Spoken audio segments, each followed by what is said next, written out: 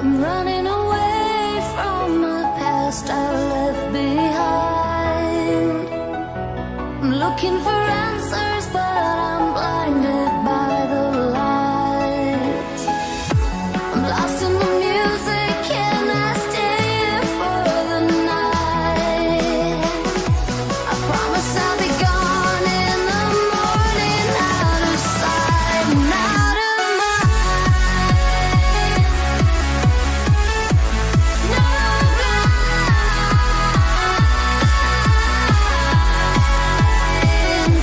out of sight and out of mind. No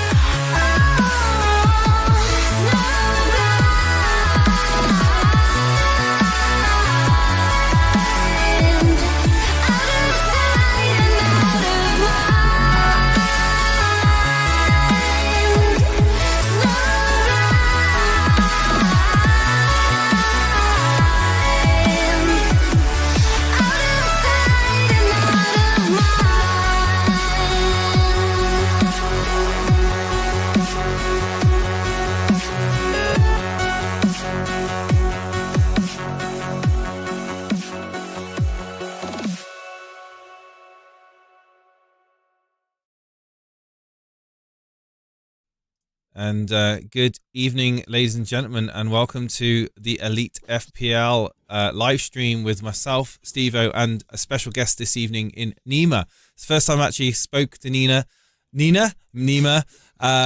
I can't even speak. I'm in nervous, are we, Jace? I'm very nervous. We've actually got someone here tonight that can actually play the game. Yeah, massive welcome. From Nick and Ash, isn't it? It's a bit, isn't it? Yeah. It's all right. They don't watch. It's fine. To be fair, it's great to have guests on. And Steve-O, massive shout out to you for arranging the guests this season. We've actually had a record amount of guests this season so far, and we're not even into the first 10 game weeks. So Nima joins us tonight. Hello everyone in the chat. We've got Animations Gary here. We've got John, Odin, Rad, Claire is here. We've got FPL Baradi. We've got Dalipool, PK7, Dread FPL. Oh, we've got moderators in the chat, Steve-O. Hello. Hello, Gary. How's it going, mate? From down under. God, his best mate. So we've got Gary. Is he really? Get Gary Horwood, who's like is like up at like I don't know 7 a.m. to watch us. Of course, we've got Harry Dawson, we've got Matthew Ezayashi, FPL Yellow Army, John Harris. All right, John, how's it going, mate? Is it raining like steer? I can't do it. All right, John. No. Is it raining where you are? Yeah, it's really bad. It's absolutely shocking. I literally just went into the house to get a drink. Right, look at this drink I got here. You will never guess the flavour of it. You can't even see the colour. Can you see the colour of that? Blueberry. No, close. This, apparently, although looking blue, which it is blue, it's a lovely looking blue. I tell you what it looks like. It's the colour that, do you know, you kids have all the paintbrushes, and then you have the water to kind of looks like that. And it apparently is lemonade and raspberry, but it's blue. Raspberry. So yeah, apparently that's it. So it's full of all healthy, natural flavourings and colours, I'm sure. But yeah, so I digress. I walked to the house to get my drink, and it's absolutely hammering it down. One of the good things of shaving all my hair, or what was left of my hair off, is that I don't have to worry about having problems with wet hair anymore. But I've got my coat on, as you can see, because I'm in the bottom of the garden. I'm actually in the bottom of the garden, if you didn't know, Nima. So I have to go down. This is my first realizing of it. So obviously, from my perspective, you'd warned us we had 2.5 minutes. We were about to go live, and then with like 1 minute to go, we said 45 seconds, and then suddenly you go, I ran the goal inside, and mate. I ran the goal. I thought you were going to like another room. I thought you went to one room. I didn't realize you went through. No, man, no. I literally have got out of literally a few feet away from me is torrential rain, and a pathway where water's just coming down because I'm on a bit of a slope, and I'm just hoping that this patio that the shed's on has never flooded yet. I'm just hoping it doesn't. But yeah, we are certainly digressing. So Steve-O, say hello to everybody in the chat and introduce Nima. I'm sure it's better than I can. I'm sure. Well, no, in all seriousness, so before Nima joined us, I said to you that Jason has come through again, and I'm assuming you'll be aware of this, Nima, but Jason isn't. No, I have no idea what you're on about. João Pedro is being ruled out for definite the next game. 100%. He ain't going to be playing. And I was in a predicament of the only way I can do my perfect transfer moves for game week 7 to bring in Haaland is to pretty much do it on pretty much deadline. After deadline passes and the game updates, I've got to do it then. Haaland, Gabriel, and then some 4.4 midfielder in for that day. I may even have to now drop down to Saliba to then be able to bring him. In fact, that's a really now thinking about it. Ray, if you're watching, that's actually a really good idea. Think about Saliba. In fact, we'll talk to Nima in a minute about Arsenal. So I now am going to have to do that move straight after deadline because I can't risk Pedro going down in price. Now, Nima, you know a lot about FPL and how it works. I don't know about that, but stop being humble. You know a lot. He works in the FPL towers, mate. He's the one that presses the button.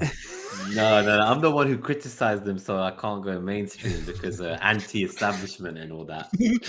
What did you say? There was something that you put on X earlier. I'm sure it was you saying something. I can't remember what the hell it was now. It doesn't really matter. But I'll ask you straight away, Nima. Does Pedro get his price protected, or will he probably fall down in price again? Do you know? Yeah, so I think there's a few things. Some people say it's conspiracies, but I'll tell you, guaranteed 100% information. They withheld like Solanke price drop. There's just no way, right? So we all know that. So then that means we know it's possible, right? So there's that side of it.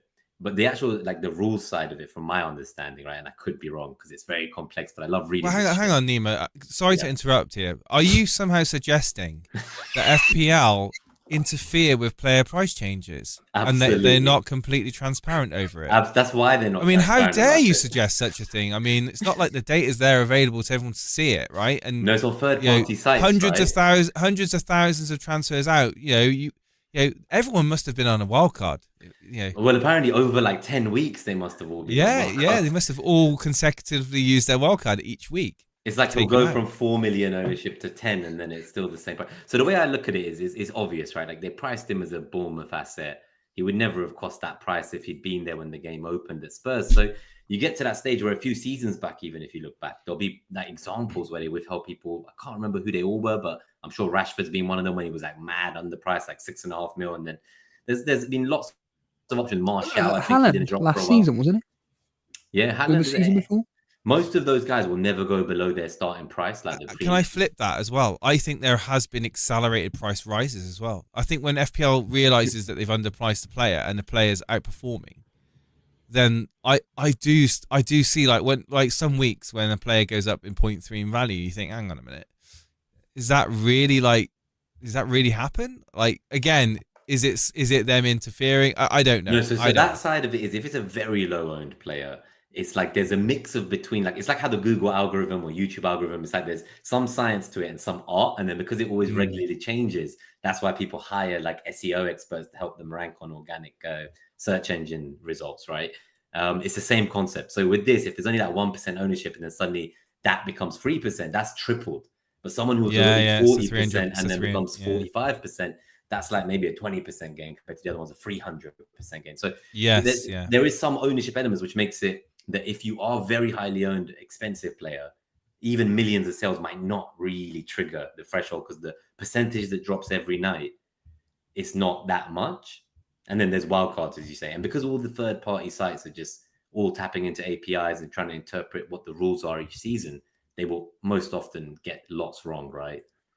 Yeah. Adding in the manual interference we're talking about. Now, I don't think that's the first time I've ever considered interference going upwards, though. So I'm glad we met today. Because but you could see how they might speed things up if a player is outperforming its price point. I don't know. They realize that realize that they've underpriced someone, or that someone's far exceeding its expectations. You can understand why they may want to speed the price rises up. If that, but the conspiracy theorist in my head, like in my mind, kind of, we better not keep this player cheap for long because everyone's jumping on him, and it's. I do agree to an extent, but there's always, I think that's just natural because any player we're always trying to find you make option, right? You make a 5 great million, point, 6 million. Like if they play every game, that everyone, even the casuals, us, everyone who's engaged, not engaged, people just buy them, right? So it's kind of like. It's easier to mask it if it was happening, whereas with the price drops, it feels more obvious. So in terms of what will happen to João Pedro, I realized we went on such a big tangent, so we'll let Stevo get us back to FPL because I'm happy to talk about any topic, even non-FPL, but obviously people in the chat might want some FPL tips, as you mentioned. That's what they come here for, apparently. Hold on a minute. The people in the chat want FPL. Fuck that, mate.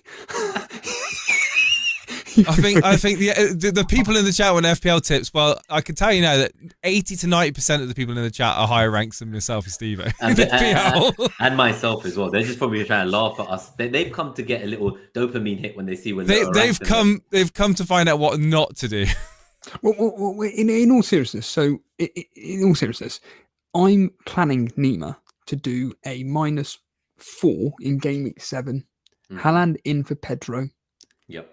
Dibbling in for Salah, and then Saliba in for, it's going to have to be Saliba now, in for Trent Alexander-Arnold, because Liverpool's fixtures turn.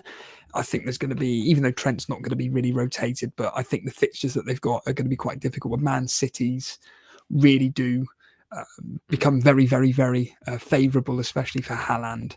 And of course, with Arsenal, defensively, I still think that the power play is going to be double Arsenal defence. And looking at your wild card, you're kind of going down that route anyway.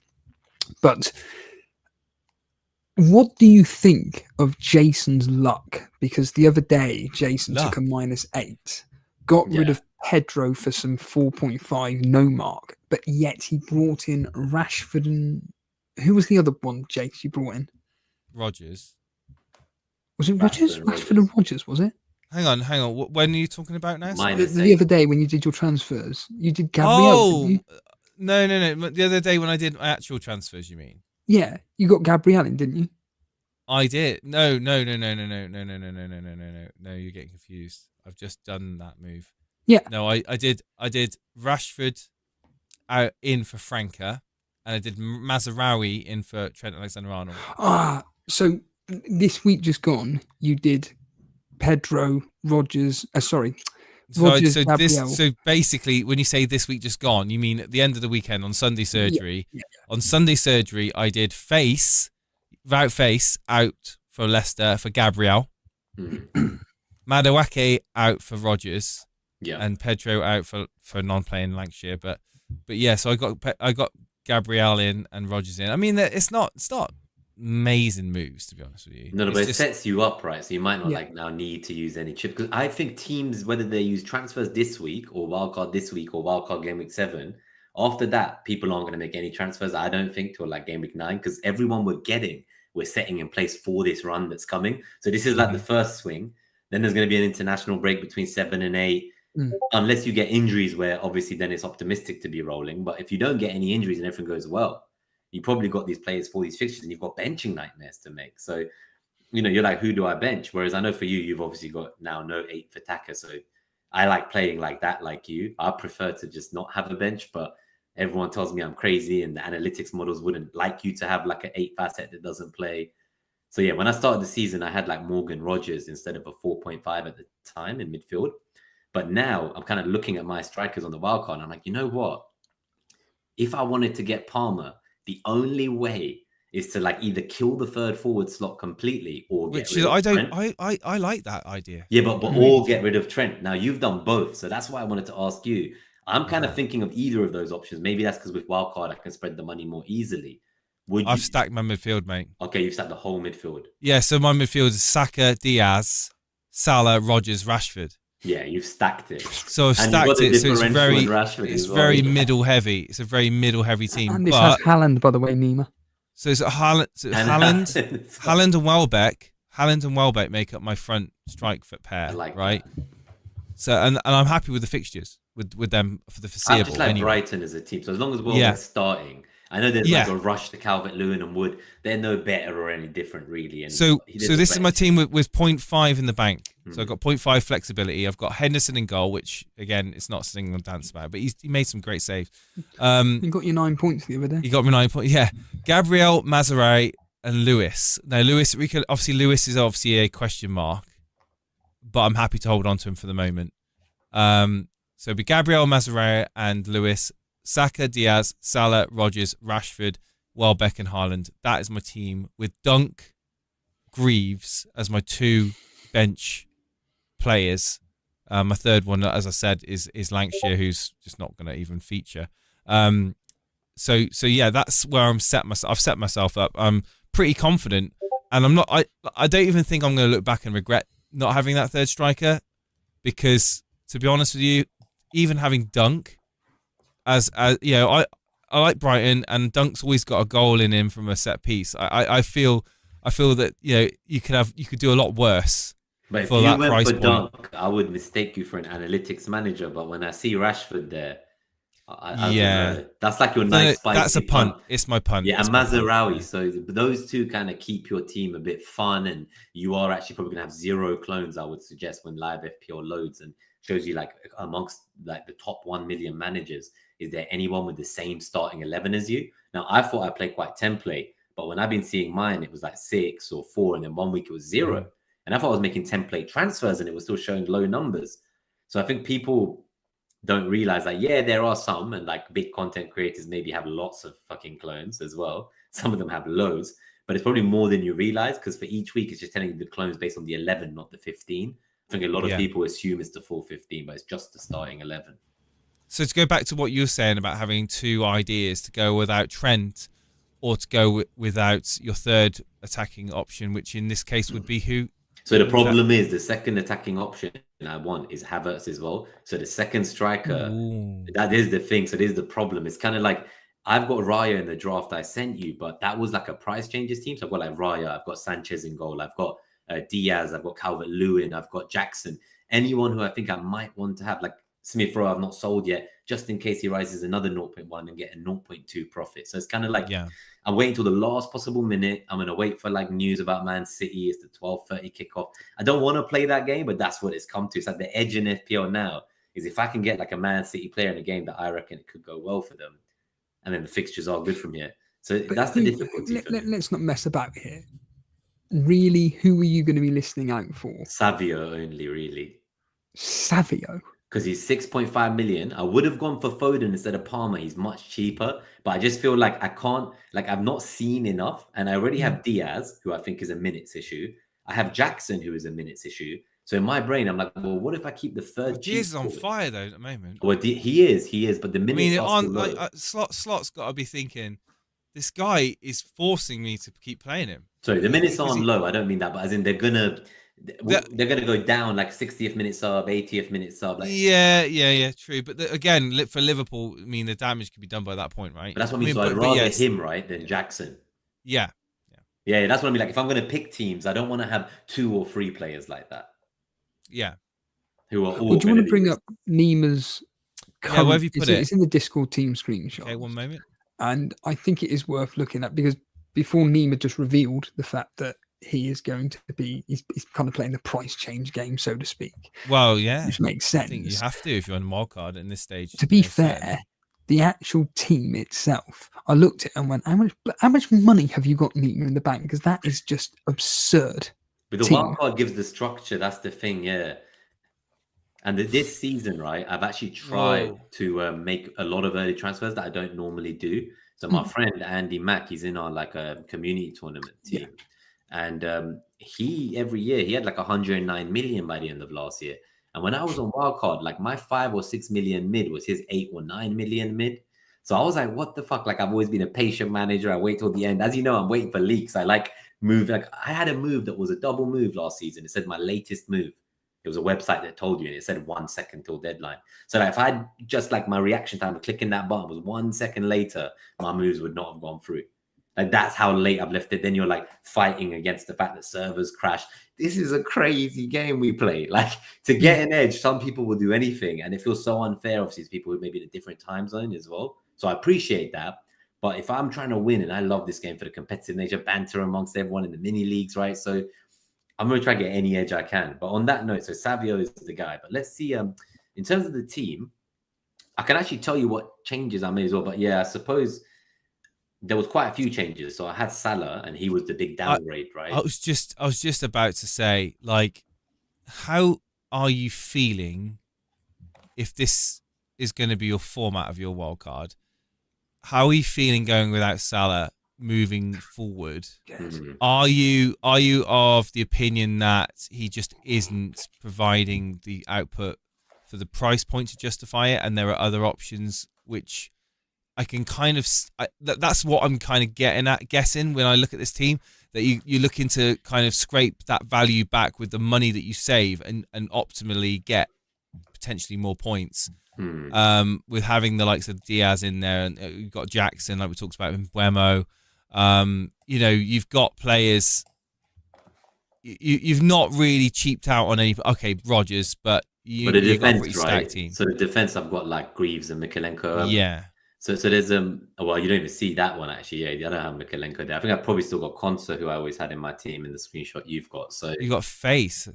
Yeah, there's a few cheap ones. I think there was one draft that you didn't see that had 3-4 millions, including Vandenberg. So I really like cheaping out on the bench normally. But the wildcard I'm looking at now, because that was just to get price rises, and truly I want Havertz, but I had to have Jackson just in case I choose to get him, because I'm kind of debating what if I got Palmer, then I can have Havertz instead of Jackson. So I'm kind of thinking about in combinations. Like, so am I right, Nima, in saying that Salah's out of your mind? Yeah. So, but the reason I would say he's out, right, it's not because I don't think he'll get points.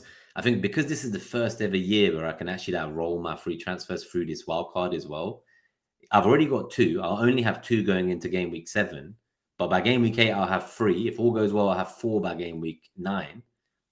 And at that point onwards, if there's any moment where I feel like I made a mistake, or I feel like it's a lot easier to like move money around my team than the old days, like I don't really need to take like that big -4. Or even if I do, I've already got 2 transfers after a wildcard, which I've never had before. So this will be the first time in like 12 years playing FPL where I'll be on the other side of a moment where the rules are new and I have options and paths ahead of me I never even thought about. So then I need to decide, do I minimize players like, say, like the Semenyos or players that I only want for these next few?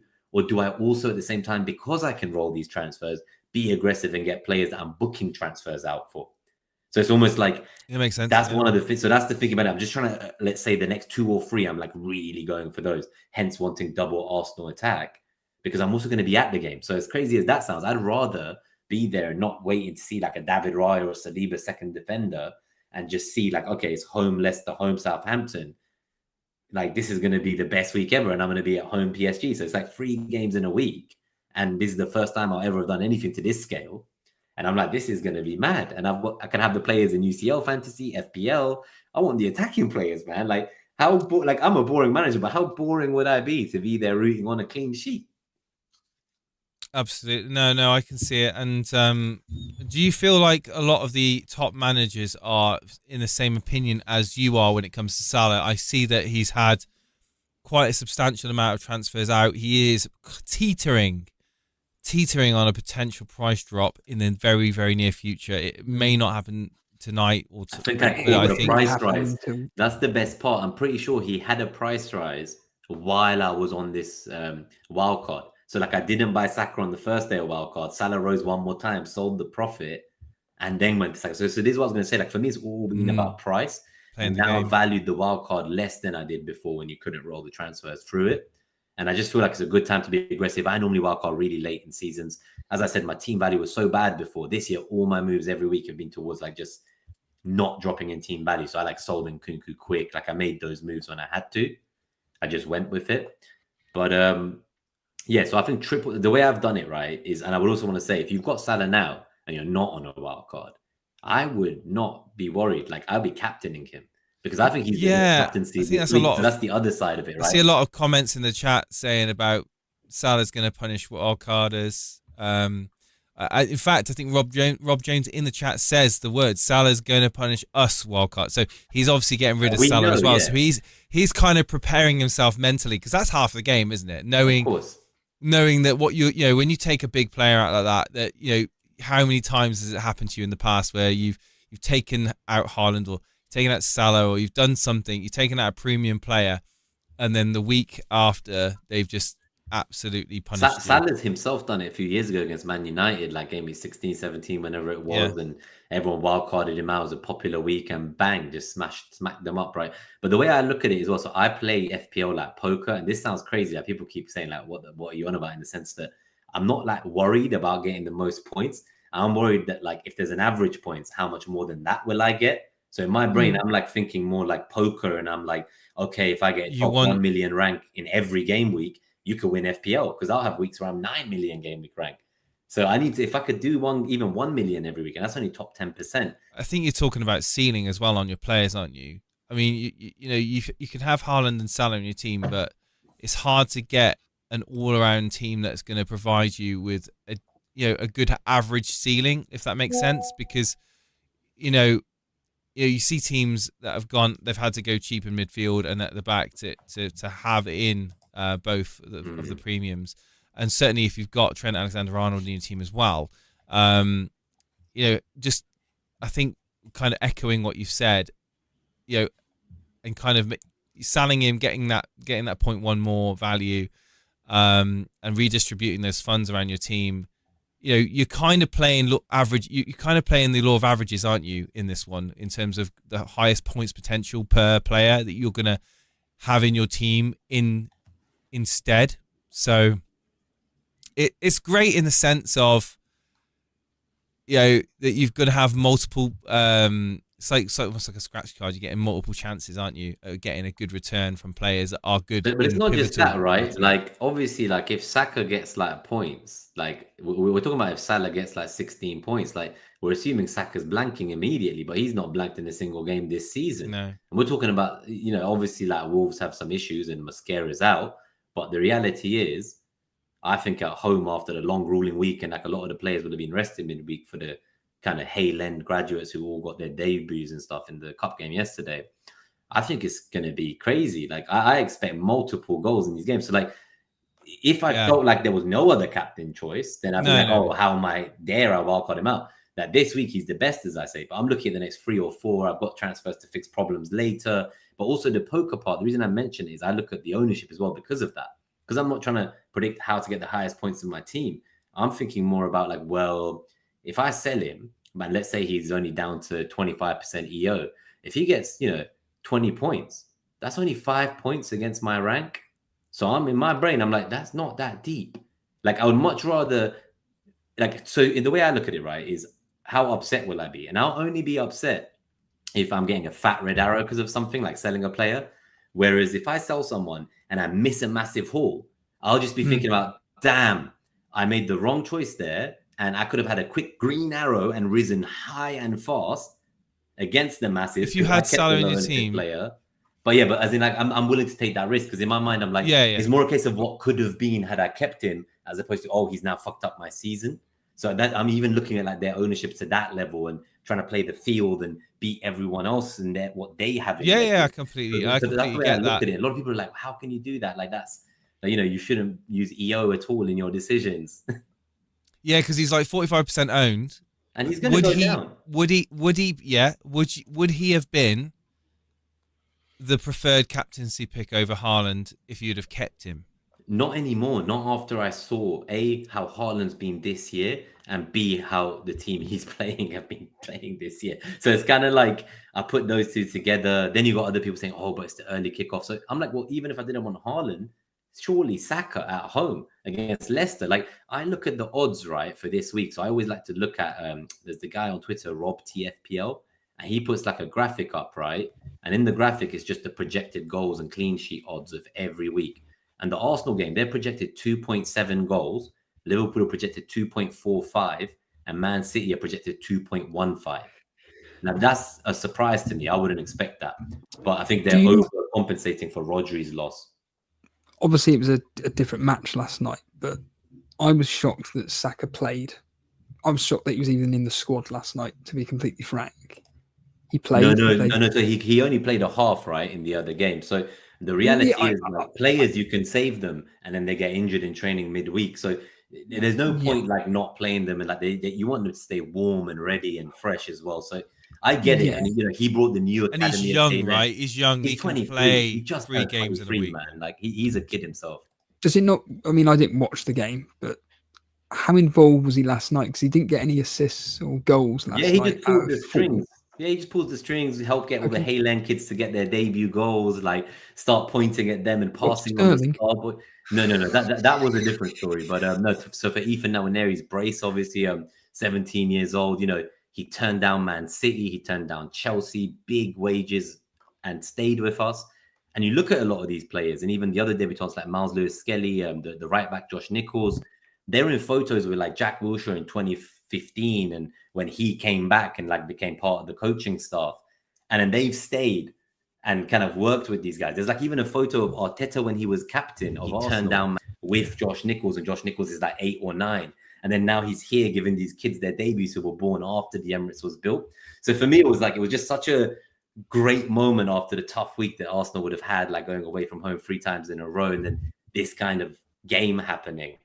And it was beautiful moments. Do you think that the comeback from, I'm not going to say incredible result because I think that's disrespectful to Arsenal, because I think the way people talk about Arsenal is if they're like Fulham or Bournemouth or something. You're in contention along with Liverpool and of course Man City to be winning the title every year for the past 2 or 3 seasons, give or take. But that match on Sunday, I really do think that was a match which really brought your team together with the way Man City acted. Like, I'm not going to choose my words. I'm just a bunch of fucking wankers. I hated the way. So I agree. I wouldn't have said that myself. So I'm glad you did, because they call me biased. But the only thing I would say is like, you can see that it's kind of like it's gotten under their skin. Like so many of their players giving interviews and giving quotes. I remember the days even just 2 seasons ago where they'd slap us up 4-1, 3-1, and then they'd be like, talking to us like their little bro, like, oh, they were the better team today, so unlucky not to win. They're so great. They're as good as us. They're the best. Now it's like fully under their skin.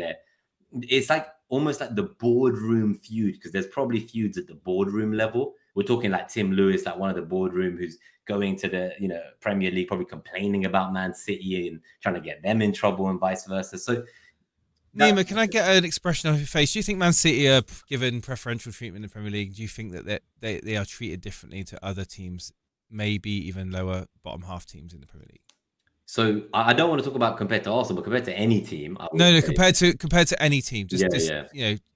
Yeah, I don't need to talk about Arsenal. I don't want no victim stuff about like, oh, we get like no calls. I don't care about that stuff. But in terms of just Man City, what I see objectively, and this obviously maybe there's some bias, of course, but the way I look at it, right, like whatever is going on, the optics are never good in any league when the actual organization that runs it is not independent and it operates almost like a mafia. Everyone's from the same place, the same background, the same part of England. Little few changes recently, but apart from that. And they're kind of just there, like pushing stuff. Each year, they have a new directive that they implement for like 2 months, 3 months, and then they stop doing it midway through the season. And they don't want to use technology. Like you thought VAR would make them more accountable. Instead, it's made them even more protect their friends. You got referees coming out, retiring, like Mike Dean saying, oh, we didn't give this decision because we didn't want to make our mate look bad who didn't get the call. Or whatever. It's all a madness. So putting all that together, when we already feel like such a closed shop and a bit of a mafia, and then these guys are going and moonlighting in the UAE, refereeing and getting paid by owners of those countries who, through indirect links, own the clubs in this same league.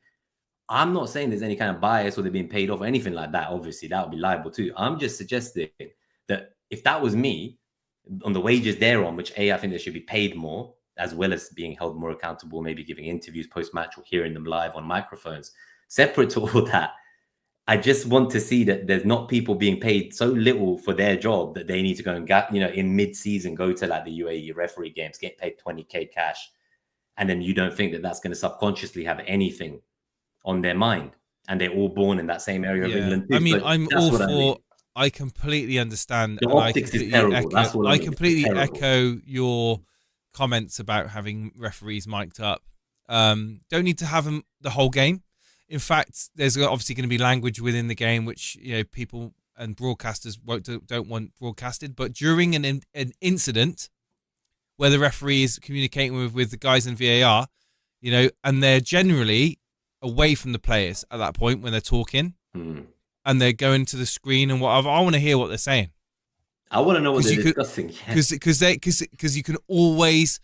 It's not so much about making sure that they're not doing anything dodgy. Like it's more to just understand their thought process, right? It's understand why they're coming to that decision. Because at the end of the day, VAR has been a net positive for football. Yeah, I agree. And the only issue with VAR is that you've still got human beings that are interpreting what's happening on VAR. Offside is pretty much clear, right? Black and white. If you are offside, you're offside. But when you've got things, incidents that are happening within the box, you're still getting controversial handballs and penalty decisions. I would like to hear what's going on in the thought process of the referee and the team up in the studio looking at the footage, because the broadcasters on Sky and BT or TNT, whatever they are now, they all hear what's going on. Quite often you'll hear them say, "Oh yeah, they're just reviewing it now. It looks to me, it looks like it's going to be not given." Well, why can't we hear that? And why isn't there that transparency? I'm sure I've seen loads of fans say the same thing.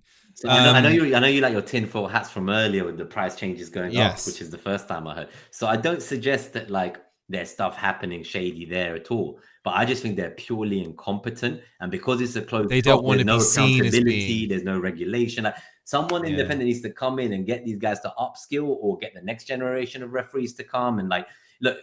We just need to do better as a footballing body, as a footballing nation, and for the grassroots sake. This year, I read, I think it was these guys, the Premier League, have spent like 50 million on legal fees to fight different Premier League clubs, and that money could have invested in like maybe hundreds of 3G pitches in the local areas around all 20 Premier League clubs, someone was saying. And I thought that's a really good point. They could have, really helped the youth, maybe disenfranchised youth of certain parts of the country, go and play near the stadium for the teams they support, get them to do something new, find the passion, do sport, get active, good for their mental health as well, which we know the younger generation with the kind of their screen time and everything, which I'm also guilty of. You know, they can also have more severe mental health issues than we would have had when we were their age before this technology. So it feels like it's crazy. It's just like the biggest league in the world for football, and there's so much money. And it's like the risk of being seen is that the whole thing's been fucked, or there's been like a complete incompetence, or someone's got away with loads of charges, or whatever's going on, shady owners, like they just want to, they can't risk losing their cash cow. So it's almost like everyone's just protecting each other within this. To me, that's how it feels. Yeah, I definitely get the feeling of trying to keep the goings on at the official level of Premier League behind closed doors, away from public sight, and then obviously the odd apology statement here and there, and then we've forgotten about it by next week. We obviously moving on from the topic, and I certainly think that game as a complete neutral. I mean, I hark back at the fierce rivalries between Man United and Arsenal. I used to love the title challenges and the on-field physicality between the teams, and seeing some of that. I kind of like that side of the game. I like to see two teams going at each other. I thought the sending off was just complete textbook. Yes, it was technically, but did it kill the game? Did it ruin the game? Yes. Yeah, so that's the thing I look at. Like, I just asked for consistency, and I think I saw something about there's been like 100 and delayed restarts so far in the league, and only 4 or 5 have been booked. And it's like 3 Arsenal players, 2 of them were a red, one was Bruno Fernandes, the other one was Saliba. And then I look at last season when we played Man City, and the same referee officiated it, and there was a second challenge from Kovacic, which should have been a second yellow card. And even in the VAR review, the refs and Howard Webb were saying, like, you know, this should be a red, but he's like exercised his common sense and like his kind of bit more subjective thought, and not wanting to ruin the flow of the game and make it 11v10. So in an incident where someone could be injured and broken and hurt, we allow violent conduct, and I see my players getting choke slammed into floors. And it's not just Arsenal, every team. Someone's getting screwed over by them. Happens to Man United loads in the last season. People laughed at you guys when you said it was happening because they were like, well, look how lucky you were before. But it's just happening, and every time us as fans, the thing is, two things. It won't be fixed. That's what I'm going to say. We need to two things. Fans generally accept there will be things and instances that go against them, in the viewpoint that over a course of a season, huh? I don't think it's acceptable though. I don't know. I'm not saying it. I'm not saying in this day and age it's acceptable with the technology we've got. It shouldn't be happening. But fans, a general fan, will, I believe, take the mindset that sometimes we get them, sometimes we don't. Obviously, lower down the league, I feel that teams get hard done by. We say like Wolves. I've seen like last season they were getting shanked every week. Brighton's being shanked. Like, it happens to a lot of teams, and the lower down they are in the table, mid-table or below. I think you're right. Like there is preferential treatment for like traditionally big 100%. I completely believe there's preferential treatment, even if it's not even if they're not consciously doing it. If that makes, I don't know if I'm making sense by saying that. It's almost like it's a subconscious thing. Oh, this is a bigger club. You know, they're at home. They've got all these fans. Is the referee going to be in a position where he kind of chokes and makes the wrong decision? I don't know. But what I do know, there was talk, and I've said it on Sunday, and I'll say it again. And now you're here, Nima, and we're having this great conversation, and everyone in the chat, I would love to know your thoughts too. There was talk of a blue card. There was talk of having a card that would take a player off for 10 minutes. Now, 10 minutes is still it's still a big thing having a player off a pitch for 10 minutes. But in the instance of a situation where there is a clear, like there's an incident and they don't know the seriousness of it at that, because they have to review. So how many times have you seen like VAR? They've taken like 2.5, 3 minutes, 4 minutes to review. Way too long. It takes way too long. Like, but then how many times have you seen it where they've made a real quick decision, but then on retrospect, they've rushed into a decision? I've seen it. I've seen them give Brentford a goal that cost Arsenal 2 points.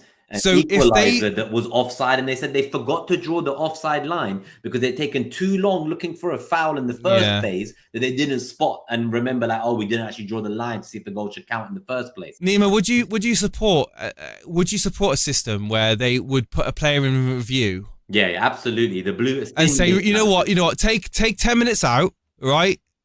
You're under investigation for a red card. You're under investigation for a red card. Maybe offense. Petulance. Every massive, because a red card changes the game massively. Not just for the fans of that team, but for as a neutral watching that game, seeing that match going it fans kills the game. Imagine they move the games with short notice randomly from a Sunday to a Monday. Second half starts when your last train is home. They don't give a fuck. They just screw everyone for the TV broadcasters to get like the match when they want for profitability. And then within all this, we're just meant to put up them with this incompetent referee organization that because it evens out.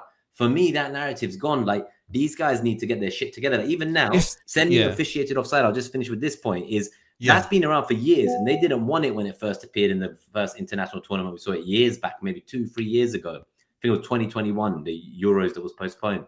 And they didn't want it. They voted against it. Now, when they do want it, I heard it was coming this season after the international break. So I assumed I was going to be here. Then I found out they meant it could be any of them. They were vague enough that it could be even November.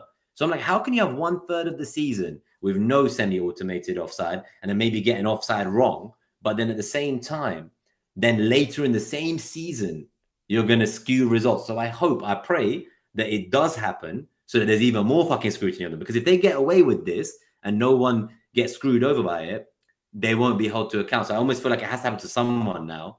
That the offside line has to be wrong, and later in the season it wouldn't have happened. Like later in the season, that goal would have counted or not counted, and they got it wrong because of what they did with a 2-tier system halfway through a season. And I think that certainly a blue card system where it comes to review for red card offence, it wouldn't stop there. I think that for things like silly things like taking your shirt off for celebrating a goal or kicking the ball away, I feel that doesn't justify being sent off. I feel that justifies a 10-minute timeout. And I think a blue card for situations like that is justified.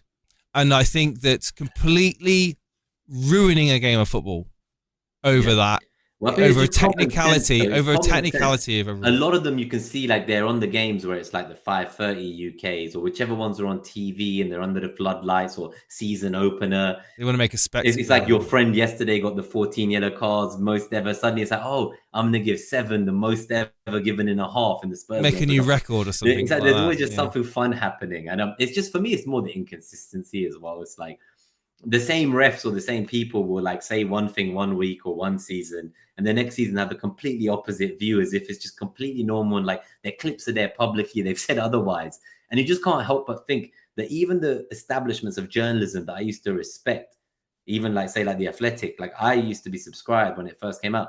And now I look at them and it's just full on clickbait, trying to get ad money, outrage fans. Like they were saying certain stuff about like the first goal Arsenal scored about Man City, they were just incorrect. I'm like, did they even watch this game? Yeah, like they were just talking about like a cross from Martinelli that rebounded and then Calafiori got something like a header in, and then they were like just implying random shit. And I was like, are they like writing AI articles? And then the article got deleted later. The writer was blocking people who questioned him because he said that a certain Arsenal player deliberately caused Rodri's ACL, which I couldn't believe because, you know, it's like standard football running side to side. And at the end of the day, he was on the left-hand side of Rodri, and it was the right-hand side that the ACL went on. So, you know, unlucky, and hopefully he can have a swift recovery. But to even go and write an article, you're saying someone has gone and injured someone else on purpose. And then to talk about like dark arts. That's pretty inflammatory. Yeah, but all these dark arts. But when my players' team was getting their legs snapped and every year people crunching into us, we were soft. That's what I'm trying to say. Like, the thing is, going on? Like, yeah, I mean, the thing is, I go back to what I said. I want to see two teams physically, you know, wanting to win the game, and like to have, you know, Arsenal, you know, kind of rubbing shoulders with Man City now is such a breath of fresh air. And I mean, I'm not going to say for 1 minute I like Arsenal, but I'm sick of Man City. So to have a team that's able to kind of take them to the last to the final round. It literally was the end of the game, for God's sake, and then City do that. It's just a flipping fluke of a goal. I felt really sorry for and by the way, this isn't going to be all about Arsenal. We are going to move on very shortly. I just want to end my point by saying I felt the best Arsenal assets. I felt my wildcard team. I sent you another photo, Steve. Steve-O, stick it in the Discord. Finish your point, Jace. But my point is that I feel that as a neutral, that looking at that game, if I was an Arsenal fan, I would be the happier of the two fan groups. Bro, I was very happy. Yeah, that was your original point. Yeah, I'm proud of that performance, because not only have you got the ability to kind of push City to right to the end, but your the bloody defense is ridiculous, and it's like you win Premier Leagues by having a strong defense. It feels like I always believe that. Not lose games, right? So I do feel people are worried about the lack of goals. Maybe this goes nicely into the kind of the best free Arsenal players, whether you're on wildcard or making free transfers. So for me, like overall, like the numbers, I just can't look at them and care. Like I appreciate it's not been as good, but I got to apply context. Like it's a 5-game sample size, and at the end of the day, 20% of the minutes they play in the Premier League were with one man down, and they played away legs at Villa Park, at Spurs, at Man City. I look at all this and I'm like, I don't need to really consider too much here. Like, yeah, okay, Odegaard's been out some. I think we'll get over that. I think we're more of a systems team. The defense is a lot more stacked than before, as you mentioned. I look at the likes of Calafiori. He brings something new. And I think against these low block teams, when Odegaard's out, my co-host from my Arsenal pod, Clayton, he was saying he reckons Calafiori and these kind of guys, they'll be in the positions that you might have seen Odegaard, and they'll just start carrying. So like it will just force someone to have to come to Arsenal in a way that Arsenal didn't really do before. They're going to have to come to you, and it will free up space for someone else. So I still think players like Havertz, like wherever they play, they're going to be getting in the box. Lots of stars make it make it out there when you get injuries to players, and it is an opportunity for Calafiori to come through and kind of show what he has in his arsenal. I have a few comments to read out. Mr. Scuffy misses a lot says, I think they should use VAR more like cricket, where each team gets a set number of reviews. Less stopping the game, only important and contentious things reviewed. Also could renew second yellows. I mean, I just say, other sports do it better. And you know what? Other sports, the fans respect the officials. That's all I'll say on that one. And we can learn a lot from rugby. We can learn a lot from cricket, because they do it and they do it right. In my opinion, there's a lot less contentious issues and a lot more technicalities that they have to go through. Football is against online technology, by the way. So just like it's as a sport, it's the least advanced technologically compared to every other sport you mentioned. Yeah. It's again, if like the fact in rugby, you can hear the referee and the players respect the referee. You know, you talk shit to a referee in rugby, that's it. You're back 10, you're going back, and you talk, you get the sin bin, you get a timeout, you could get sending off for serious offences, of course. But again, they do a lot of things, but it's all based around respect. Why is there no respect for the officials in football? Because people, from the fan point of view, people think the officials can do what they want and then not be held accountable. And I think that no matter what team you support, you can think back of incidents where something's happened and the referee's just been like, not even questioned, or at the very worst, they might miss a game, they might miss a week of officiating, they get a holiday, or they get demoted to the championship for a week, or they'll get a letter and they'll say, we got it wrong. We got it wrong. Sorry. An apology to a club that gets relegated. You're not going to get your 3 points. Which potentially could save you from relegation, or could potentially, lose you a Champions League spot. You're not going to get those points, but we're sorry. And it's the 21st century. Come on, we can do as a footballing body, you can do better than that. Anyway, we'll move on to comments. We'll let you go through the comments, and we'll let Steve the final wildcard as it is. Oh yeah, he'll post it in. I'll put it in. We can't have former players. No, because former players. You can't, because unless they're trained up, they wouldn't be able to do it. Being a stage review. Oh my God, there's a lot of comments on VAR. Yes, lots of good points there regarding other sports. And, did you hear Gary Neville wants penalties if the game ends in a draw for league games? What? And also apparently the blue card rule was apparently voted out by clubs. I didn't know about that. But yeah, shame really, because I think that would have helped towards the getting it right. Anyway, Steve has never been so quiet on stream, says Harry Dawson. When he's about to be loud now, because he's hopefully posted something in the Discord, and I'm about to. Have you done it, Steve-O? I have. It's in the team. I saw someone asking why Smith Rowe, like in the chat and stuff. So that's not my team as it is. It's my price changes team. It's just who I have. So this is the team: Flecken, Validimarson, Gabriel Lewis, Greaves, Mikalenko, Alexander Arnold. This is the reaping price rising team. There's 1 million in the bank though. This one, yeah. So the problem here is like that's where like the Semenyo to Savio slot is, because like Semenyo for me is for a couple of weeks really, and in some arguments you could say why not just play Rodgers and get like Dibbling or someone to bench, or like a third forward that's a dead spot like you. So I need to just think like this is to keep Trent, but if I wanted to go for like Palmer instead of Diaz, one a Trent or a striker needs to be downgraded, and then there's that kind of whole Semenyo Savio thing, because if I go for Savio, then I'm kind of locked out of Foden if he becomes an option, unless I then sell Savio. So I need to decide, will I use all 3 Man City slots? Because the game after this week, there's such a great run ahead for a while from there, all the way through to game week 9, 7 till 9 at least. I want triple Man City for that. And it's kind of like, yeah, what do I do there, right? Because if I then got Savio, it's a bit of a risk. If I heard he started, I think I'd go there. Yeah, for me, well, talking of Man City, just quickly, an idea has just popped in my head, but I've already got Palmer in my team. And if, for argument's sake, I mean, this game against Brighton isn't going to be that easy.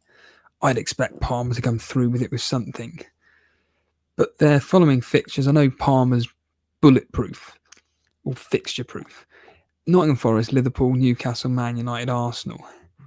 I'll tell you what, Nima and Chase. If Foden comes out this weekend, because I have a sneaky feeling. So on Roberto's show that he did with Kieran last night, they do a segment, don't they, with differential picks. I thought, just for the week, I thought, I'll tell you who mine would be this weekend. It would be Phil Foden. I have a feeling he'll probably start against Newcastle. It wouldn't surprise me if he popped up and did really, really well against them.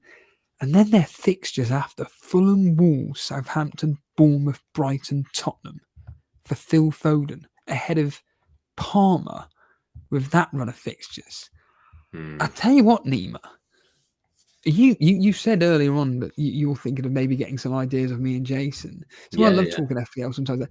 You've given me a thought process of Foden. I mean, what is he, 9.3 now? 9.3, yeah. But the thing is, even if, so I don't like what I see from him as well. That's the problem. Yes. So it's not even just about the minutes at this stage. And I don't think the KDB injury is that serious. Obviously, I think he played false 9 in the midweek cup game. And, I don't really like him doing that role either. Ideally, I'd like him to play as a 10. But I think, I don't know, with KDB out, maybe he can do that role. But long term, what happens is, do him and Savio fight for right wing?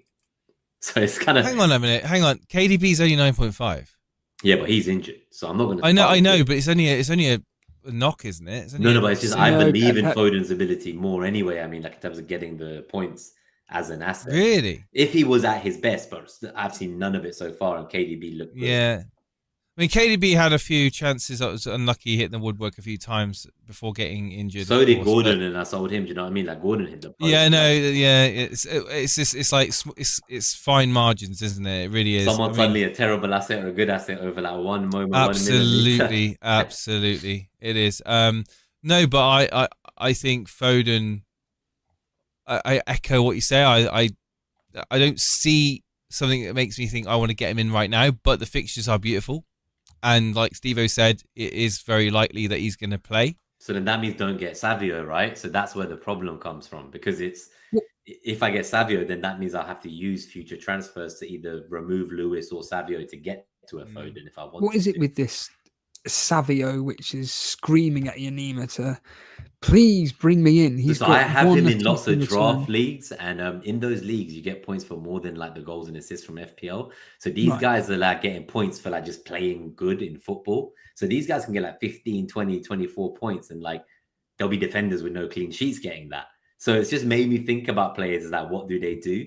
And he's someone who I just feel like he started every game that he was available for. The one he didn't start, he was injured. And then separate to that, there's something about him I like. I always like to have players that I'm going to enjoy watching. And I can't go into this run that Man City have with no Foden thinking maybe I'll buy him, or then later just use a transfer to buy Savio anyway if he does start. Because my view is he's going to start. And I think when KDB comes back, maybe Foden won't start because Savio will play right wing, or Foden will have to find another role in the team. So I think Savio is that good to take that. So the same way people see Lewis as like a super cheap way into the Man City defense, they're saying maybe he won't start, but I'm going to try and get him in case he's good, everyone will pile in anyway. I predict for me that Savio will be the guy that in 4 weeks' time, we look back in Game Week 9 and he's like one of the Man City players with the most points after Haaland. And I'm like, shit, can I use this wildcard to at least go there? Like, Semenyo doesn't inspire me so much. Like, he would be your Rashford. Yeah, and then like similar. That is and I respect that because that's the game I'm playing. I need to have one guy like that and Havertz is also my Rashford, but I'm kind of annoyed about this Raya news, which we can touch on. Maybe we talk about Arsenal as we kind of talk more about the FPL side of things. So for me, like I would have sold Raya most likely anyway. I only got him for the price rise in case I was going to get him on the last wildcard team, the current one. This one I don't have. Just before you continue, just to clarify in my own mind, the team that you just sent me with the Mikalenko and Trent is pretty much where I am, yeah. Right. Unless you're I going get with the Gabriel, Saka, and Havertz. Yeah. Like I wouldn't even think twice. Like, that's been in my brain the whole time. Like before the games, after the games, like Gabriel, it's like there's no point in talking about Gabriel and Saka. Like some people might not want them. That's fine if you've got an alternative. You know, we know Ben Crellin wildcarded in Game Week 5. He didn't even have Haaland or Salah. So there's lots of ways to play this year, which is more exciting than it's ever been. Like it actually feels like with the prices and the new rules, I am seeing teams that are different. Now people are getting annoyed. They're saying a lot of wildcards look the same midfield 5, same back lines, all this stuff.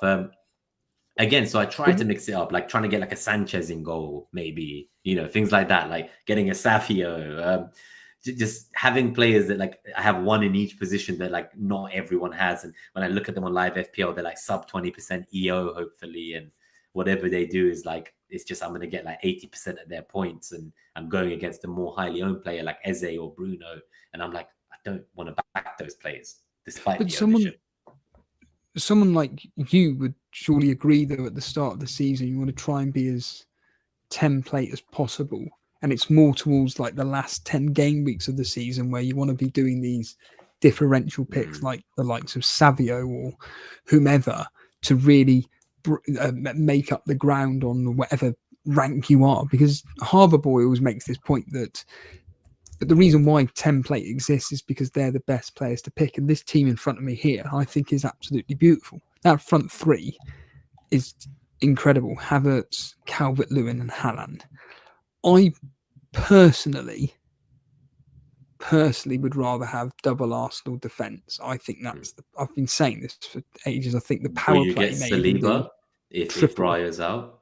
If Raya was out, would you get Saliba instead, like double up that way? Yeah, I would seriously consider tripling up with Ben White as well. Seriously, I think. I mean, if I was going to have the three strikers, I wouldn't go forward. I would probably take out Alexander-Arnold, and I would look for a way of getting in Watkins. This the thing. I like the Watkins pick as well. Yeah, I do like because like has been mentioned in the chat, Watkins being overlooked, I should say, but Harry Dawson makes a great point. You've got that flexibility that you could free up. I mean, have you got any money in the bank with that one, or is that like $1 million? Yeah, like $1 million. Oh, there you go. Alexander-Arnold down to a 5 mil, and then Calvert-Lewin up to Watkins. So that's what I was going to ask you, because I hadn't considered this team by selling Trent, and like selling a Trent would get me like a Palmer. So part of me kind of thinks, what about that way around? Like trying to do Luis Diaz to Palmer With See, such a trend I'm not the best nowadays. person to ask about Parma. I'm not massively Well, we have a blown away. Palmer Have you owner seen- without here. wanting- Yeah.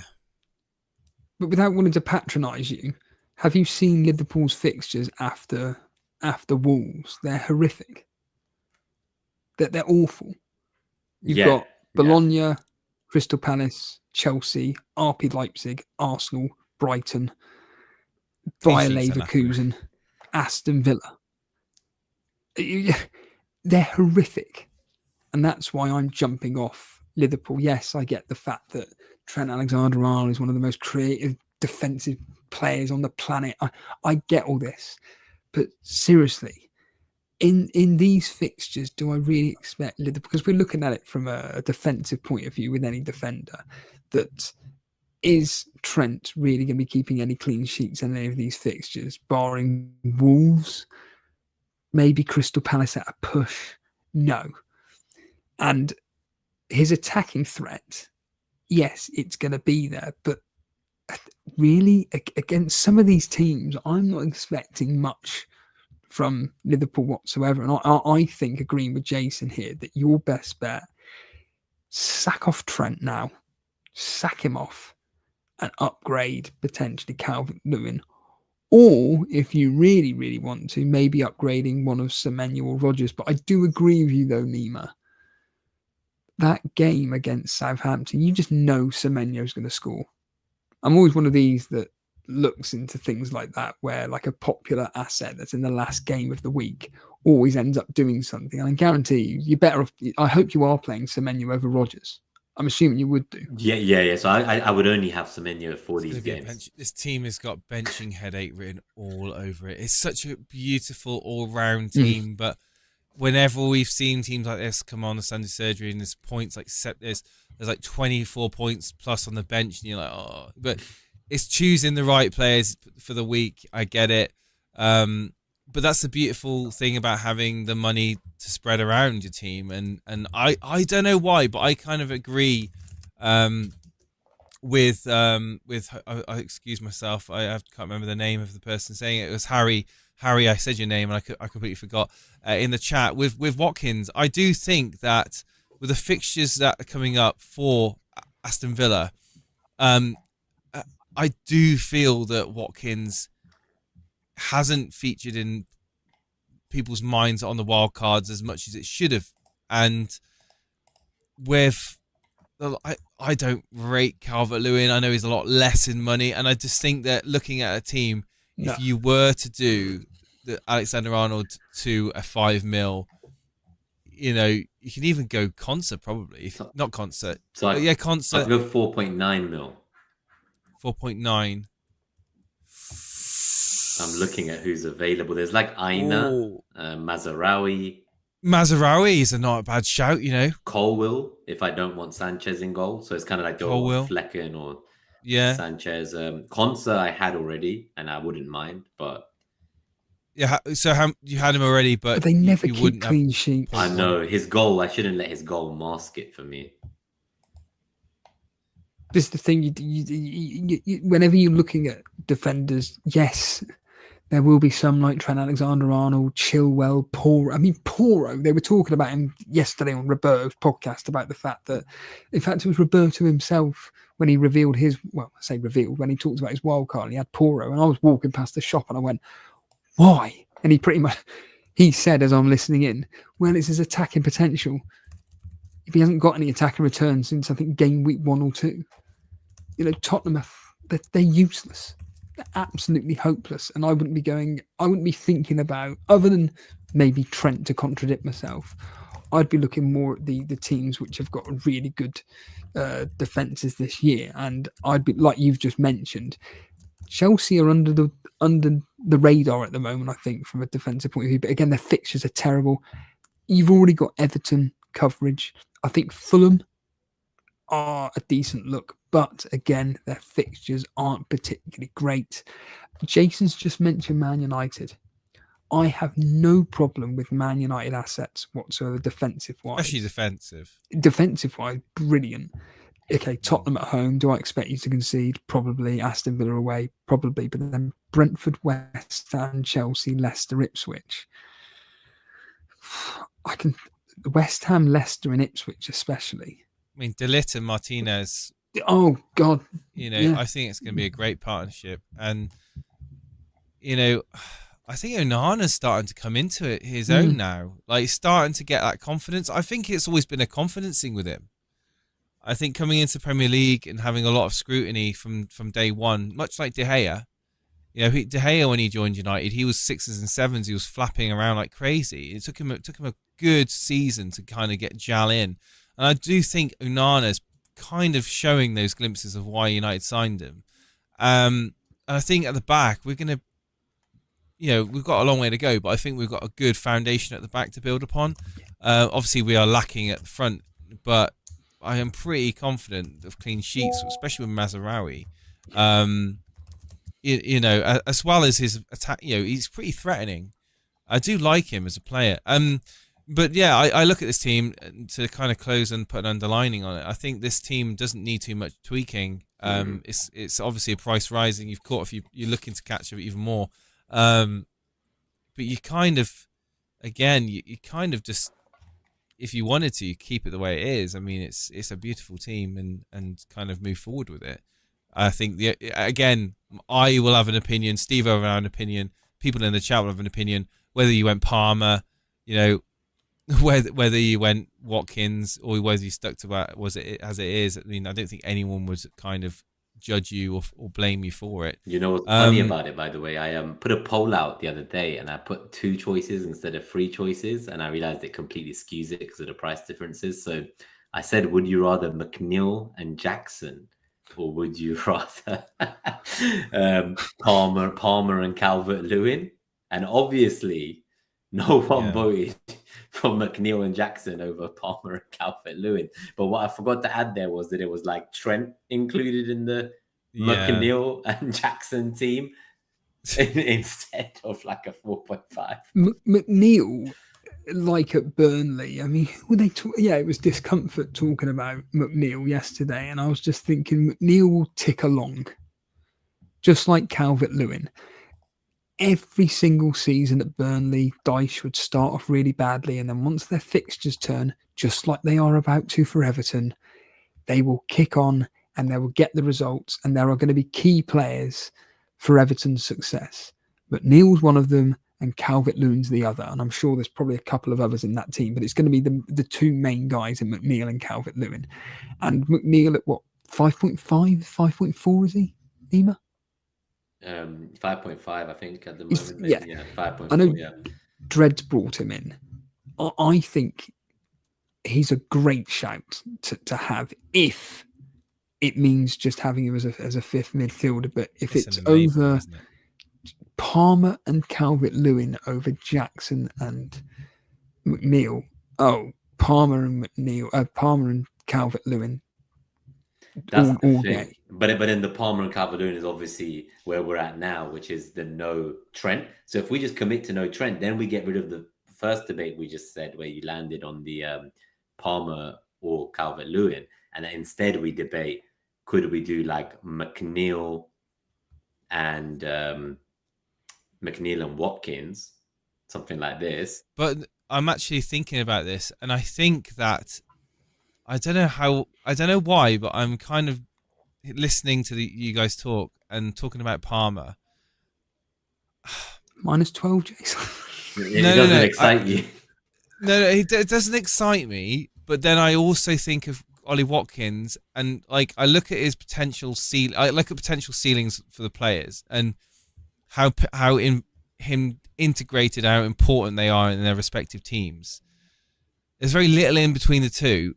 But I think, although I think Palmer's got potential more I don't know why, but I've got this feeling he's got more explosivity to him than Palmer this season. I do feel the safer bet is to go with Palmer. Like, I don't know why. But it's what's coming. I feel, it's coming into my head. If it wasn't for your mate Madueke, Palmer would have got 2 goals at the weekend. If he wasn't such a selfish git, he would have got 2 goals at the weekend, Palmer. And Palmer is going to be key to I mean, like last season, everything will be going through Palmer. Through him, yeah. He's the workhorse. He's the engine in that team, and like Fernandes. You know, Watkins can go missing in games, whereas I don't ever see Palmer go missing in games. I see him so involved, even when he doesn't score anything. You just think, how has he not scored anything?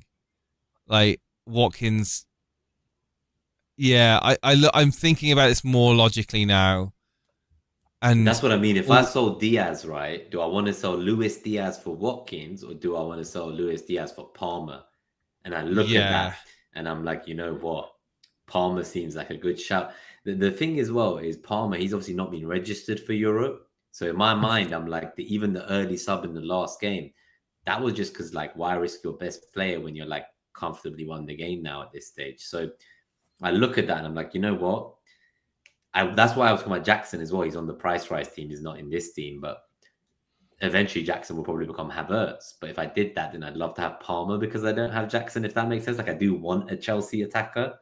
So but I feel like no matter what, you're going to miss someone. So you're either not. Oh, you can't have them all. Yeah, right? Absolutely. And this season, that's what's been the best thing about it. No, I think that's a real good point. And to be honest, maybe I would be kind of looking at that. I mean, how much is Palmer, sorry, now? That's 10.6. 10.6. 10.6. I mean, I would even be looking at getting out. I mean, this is just me. If I had this team and I was jiggling around with it, I'd even be thinking of moving Trent out, looking at moving out Semenyo and Calvert-Lewin, and then even going, like I said earlier at the start of the stream, going with 2 up top, have a dead weight in the third, stick him third on your bench, never going to use him. So who would you upgrade Semenyo to? So the thing is, Palmer. Could you get to Palmer? No. So the thing is, it would be Diaz I'm selling, but you're saying maybe just keep Diaz and keep Diaz. Now, that would make it a lot more exciting. Yeah, actually, that would make it very exciting because I've not tried that variation. I think because from a defensive point of view, I wouldn't be as excited owning Liverpool assets, but from a Diaz point of view, I do still think that he's going to have opportunities and goals in him over those next 5 fixtures. Oh, so Liverpool will score goals. Yeah. And I think having that one asset. I have a team for you.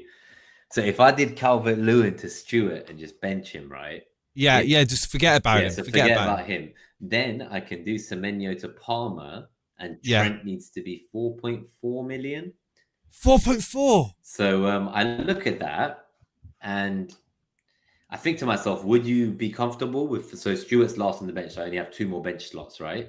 So then that means. Well, hang on, have you got the 0.3 from Mikalenko that you could kind of take from? So what, like give 0.1 of it there? I'd have to go to 2-4 millions or something to make this work.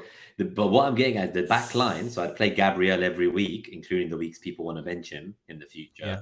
And then I'd have to play Lewis every week, even if he doesn't start. And then I'd really have Greaves, Mikalenko, and this 4.4 million fighting for the third slot. But Lewis doesn't feel secure enough like a Trent next to the Gabriel, right? So it's almost like I'm actually got 4 players who are all really cheap, competing for 2 starting spots, and some of them are rotation risks or injury doubts at times.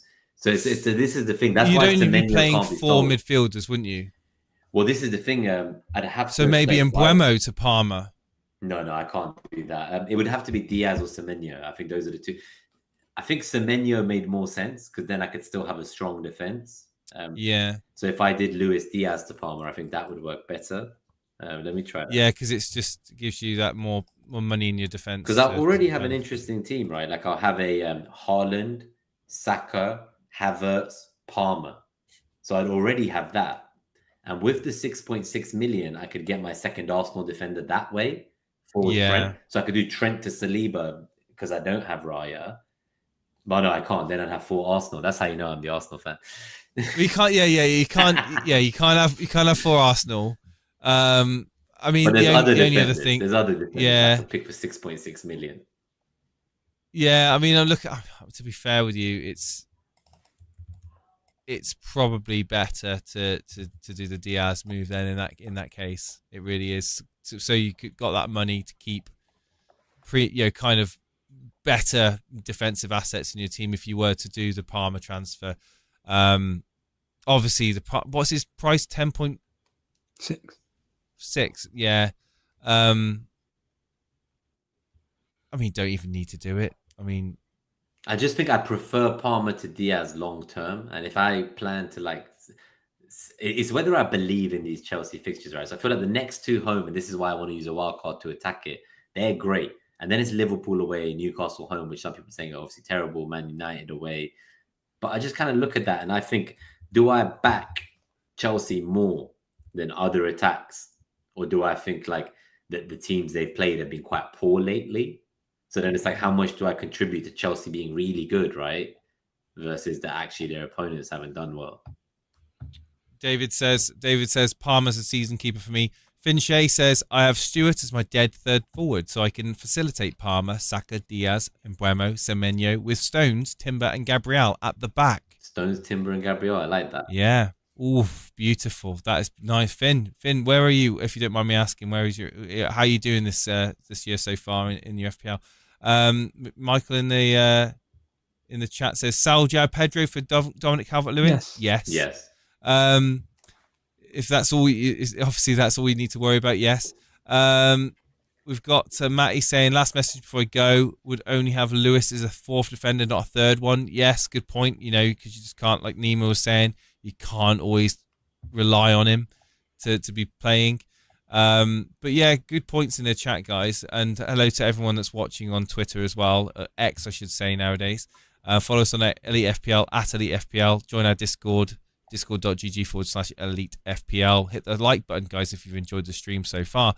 We'll be shortly going into predictions because the time is getting on. It's 9:30, guys. It's 9:30. Yeah, I think I was saying that I was going to be an hour and stuff. I've got to be up at 5 in the morning, and I want to see my wife before I go to bed. Right, so we'll rattle through. So hey, I want to watch Lost. Yeah, you want to watch Lost. We're actually watching Rings of Power at the moment. We've been enjoying watching that. But anyway. But before we just conclude this, I always like asking this question. Of this team in front of me right here, Nima, with the Verbruggen and Flecken, how many of this 15 are an absolute lock? Good question. I think realistically, I can do the marker pen on the stream. Oh, nice. Hold on, I'll do.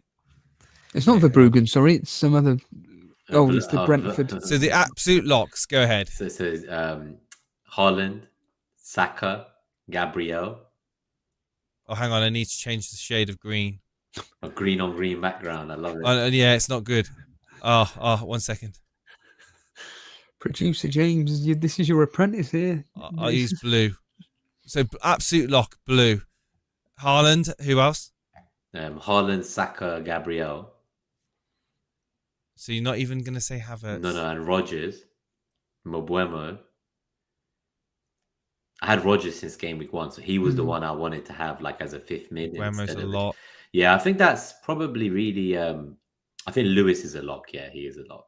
Lewis is a lock purely because of the value you've got in him. No, just not even that. I just.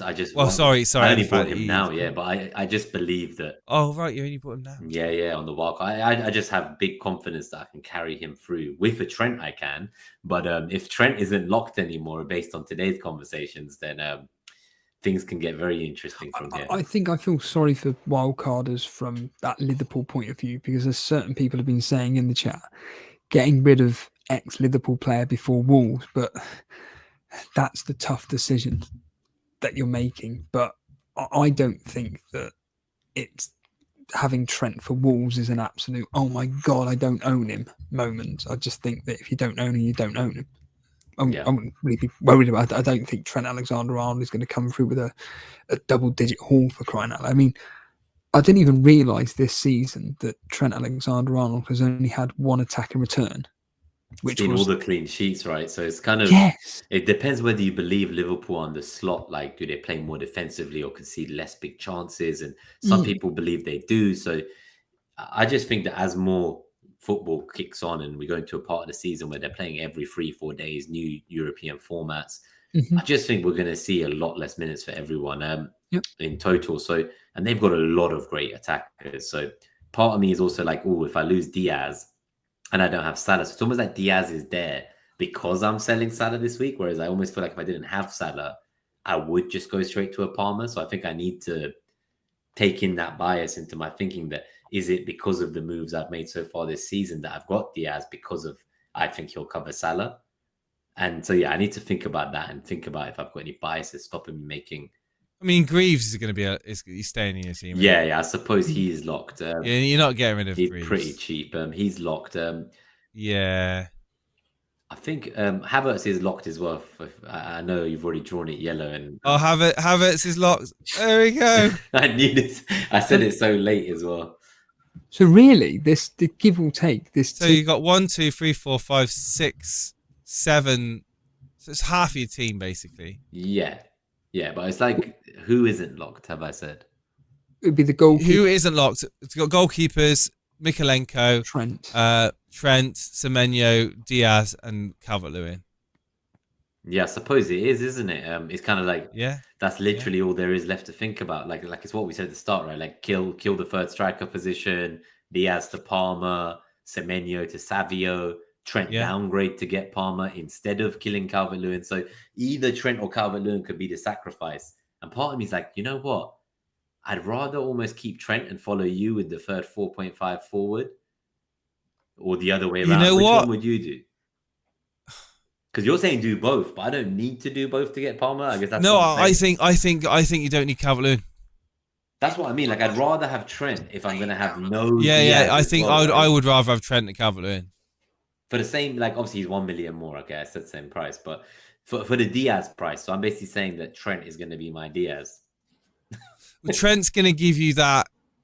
He's still on set pieces. He's still massively involved in Liverpool from an attacking output, right?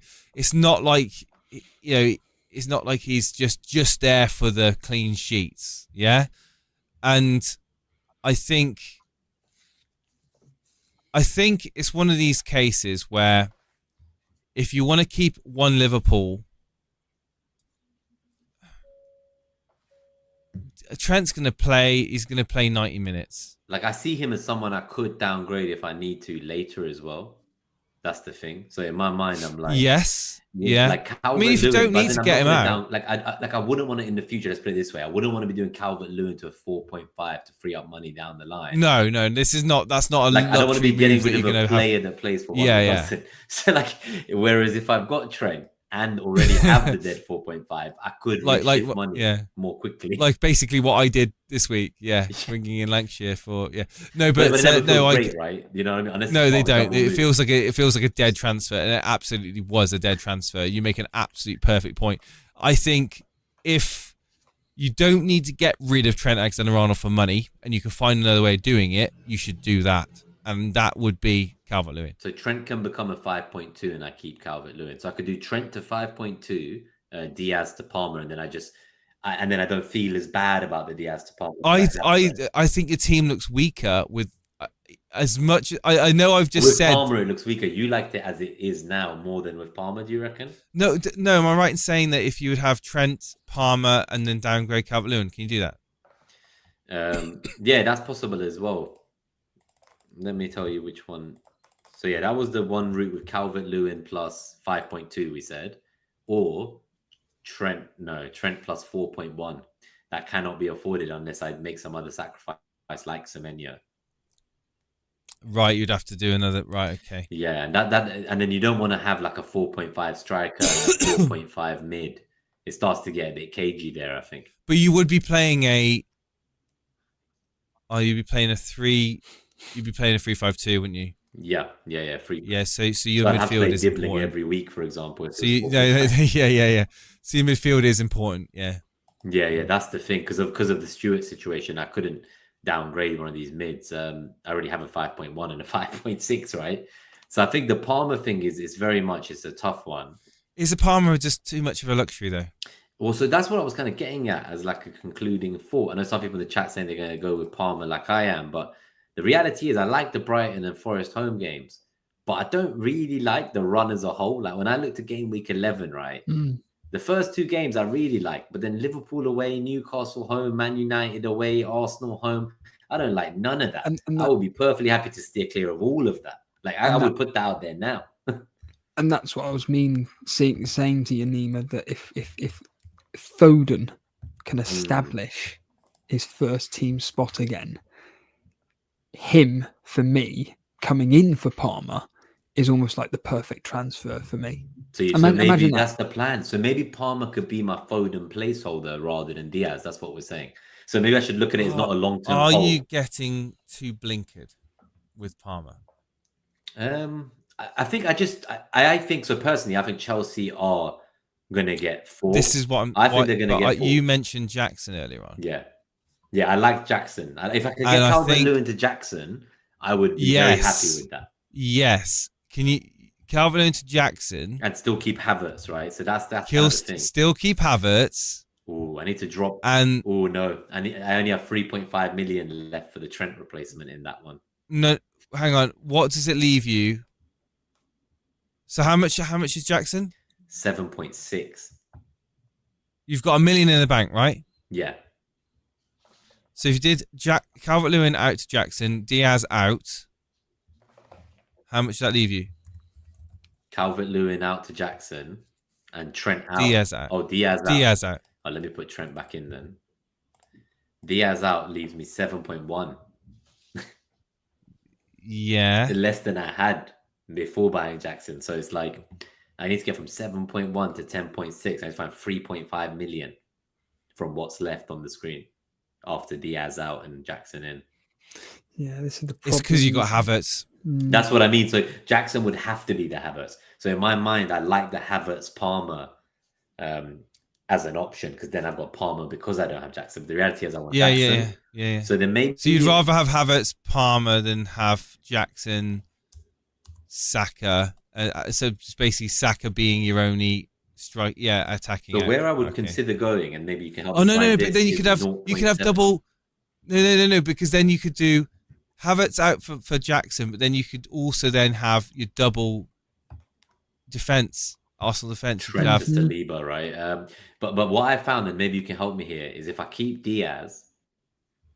And you've obviously done this premonition in your head, right? Yeah. So if I did Calvert-Lewin to Jackson, I could keep Diaz, but I would need to find 0.7 million.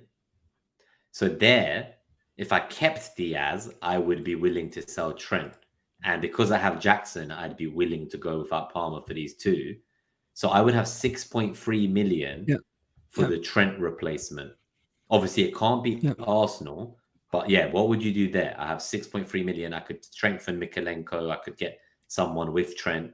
I could look at Guardiola. There's a lot of options. There's Porro, which I know you said you weren't that keen on. Or I could just spend a really low amount. Spend like 4.5 and just bank the other 2 mil for a future move. Maybe Diaz to Foden. Forest defender could be. Aina. Let's have a look. I wouldn't be looking at Foden yet. No, but I mean, if I get Aina, if I go Aina for Trent and Jackson for Calvert-Lewin, then I leave 1.8 million in the bank for Luis Diaz up to 9.6 million. So then I skip Savio, and if Foden pops, I do Diaz to Foden when Diaz plays Chelsea, Arsenal. That's if Foden emerges and no one else gets injured, of course. But I'm starting to really like that because then I have Diaz and I won't feel as bad about not having Trent. And I'll have Jackson instead of Calvert-Lewin, which also feels like a win.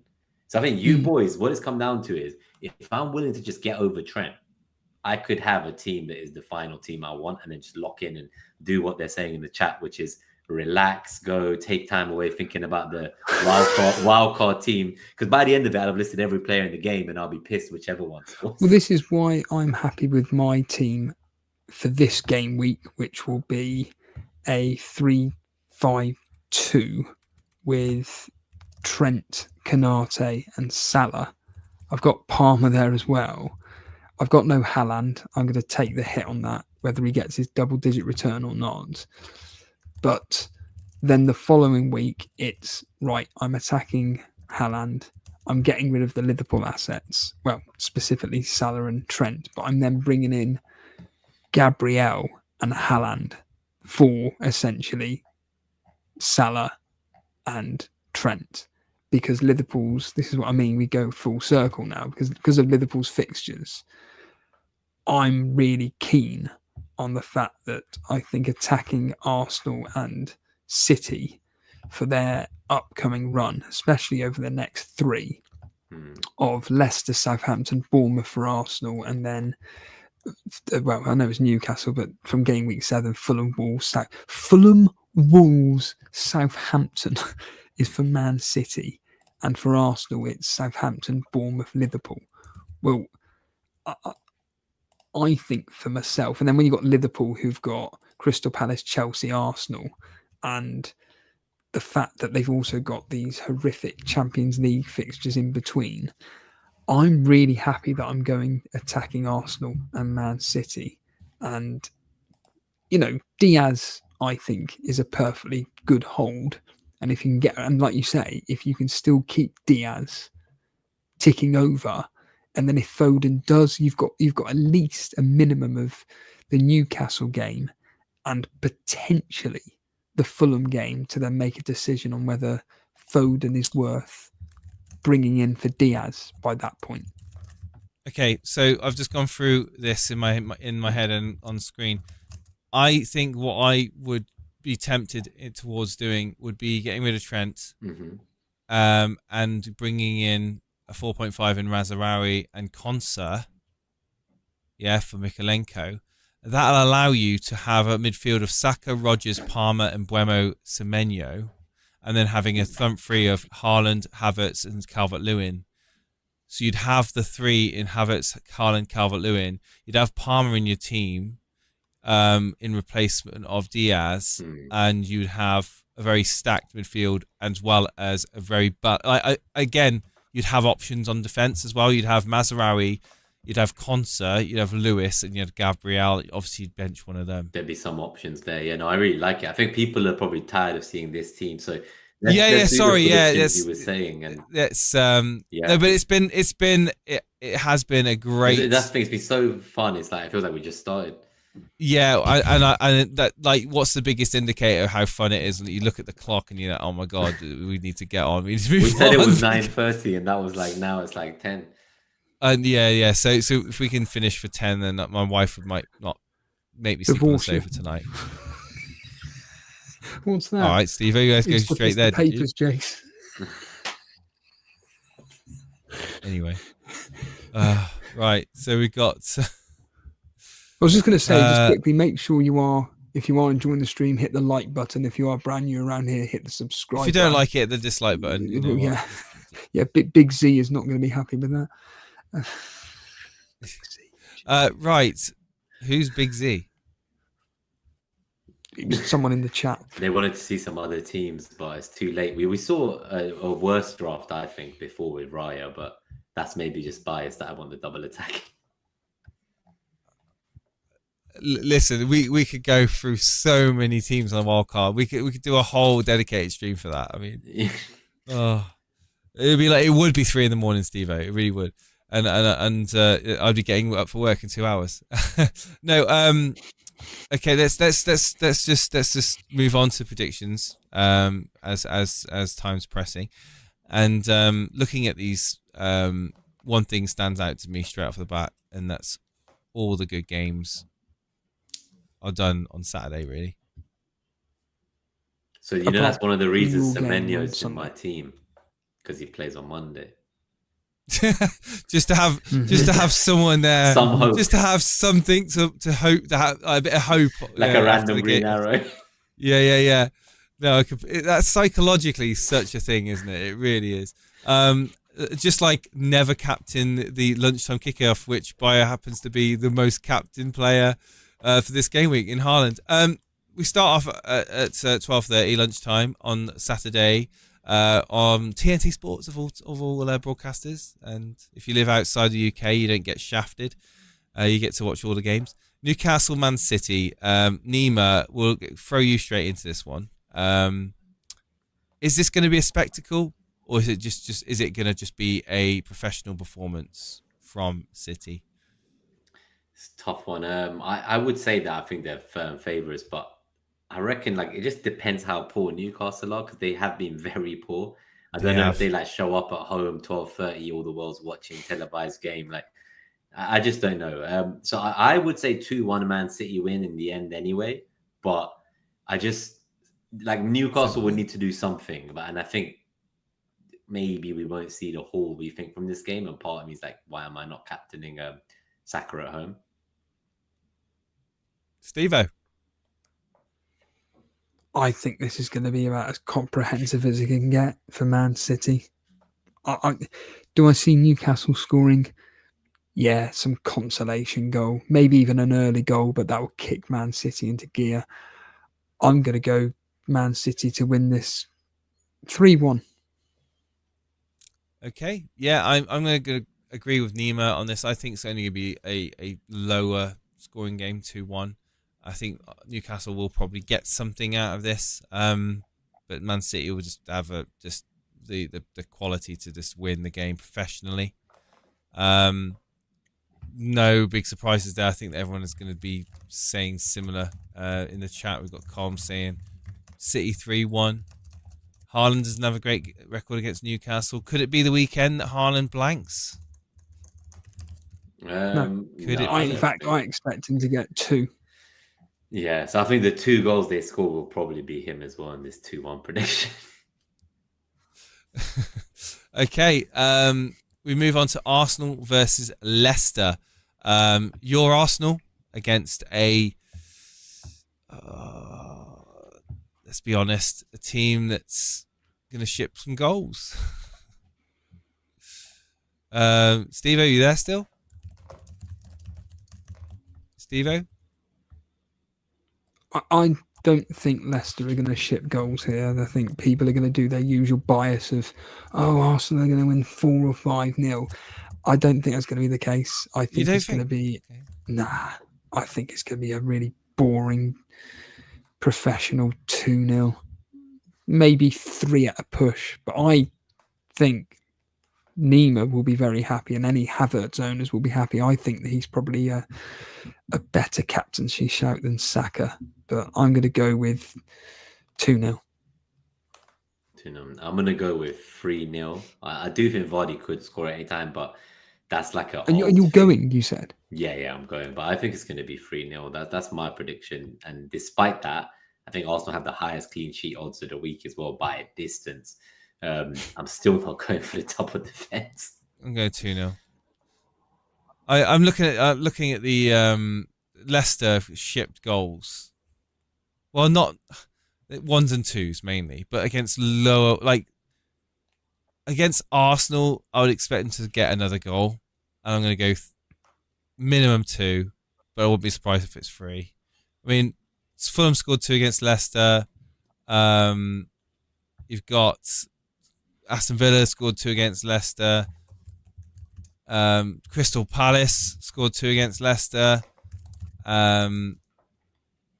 Everton scored against Leicester. I just think that I'm actually going to go 3-0 to Arsenal. I think it's going to be a breeze for them. I think after the back of that City disappointment, I think they're going to be what? Steve? I think he's accidentally taken a hit or something. Press confirm and everything. I was going to ask. You were scared for a second. Then a -12. I was going to ask Nima. Can you remember the last time these two played each other at the Emirates? I have one memory of Jamie Vardy kicking a corner flag. I don't think it would have been that one. But I know he's basically scored something like 17, 16 goals or something, 14 goals in like 11 appearances. It's the club he's scored the most against. Oh, that's why I was saying I don't take precedent. No, I don't. What do you know? Can you give me a clue of what season it would have been at least? This was on Saturday, the 13th of August, 2022. Wow, early in the season as well. The game ended 4-2 to Arsenal. It sounds like a chaotic game. It's been so long. I'm guessing this was just as we were coming out of like stadiums where you couldn't go into them, like the following season after like the half That's season mad, where people isn't were it? let back. I know people like James from Planet FPL. You could tell him any date from the last 30 years, and he'll like know like yeah. every Spurs result, who He's like scored. the Rain Man Yeah. for I for definitely. football. I'm too frazzled in life to remember that. Oh But man, I've got so much other things Well, going on in my head. I can't remember what I who had for dinner last week. in those 4 goals though, no, Vardy which probably got current yeah. Arsenal player got 2 goals and 2 assists that day? Oh no. Well, yeah. It was Gabriel Jesus.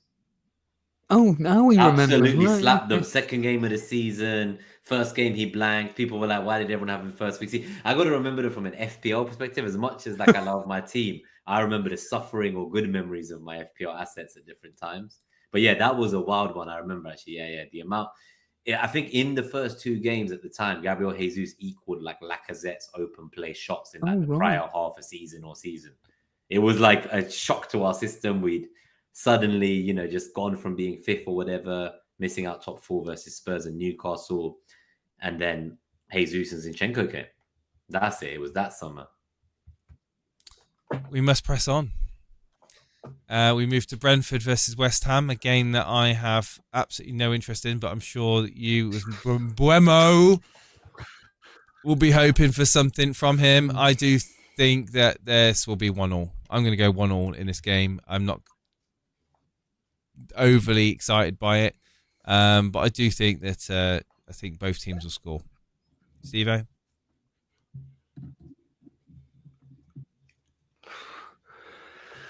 West Ham at the moment on the rocks. They're just not getting the results. The fans are getting disgruntled by what's happening there. They're conceding lots of goals. They only just beat Fulham in the 95th minute or whatever it was. I think that Brentford have got enough in this game to beat West Ham, and I'm going to go with 2-1. Nima? Okay, one more. Oh man, that's what I was going to go for. 2-1. Damn. You can say 2-1, Nima. I know. Like, we won't think that you're copying Steve-O. No, no, but part of it is like, then why the fuck do I have Flecken and not someone else like Sanchez? Because you're not doing it for one game week. I guess it's just the fixtures. It's the same thing I was saying about Palmer and not being sure after the first 2. 2-1. I'll go 2-1. And on that note, Chelsea-Brighton. Chelsea, Brighton, Nima, you go ahead. You go ahead first on this one, so that no one can. Copy. So you get there first before you, and let us know what you think the score's going to be. Will this influence your Palmer decision? I think it will be a 2-1 win to Chelsea. 2-1 win. Yeah, I think Jackson will score both. Unfortunately,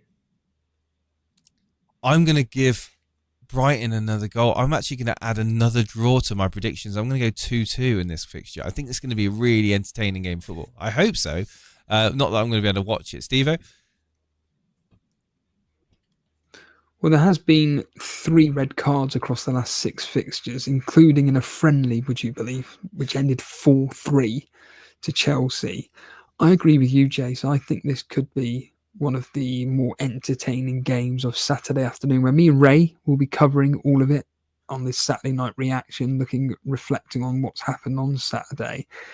And I just have this feeling that it's going to end up being this high scoring 3-2, which has happened on the 3rd of December 2023, Nima.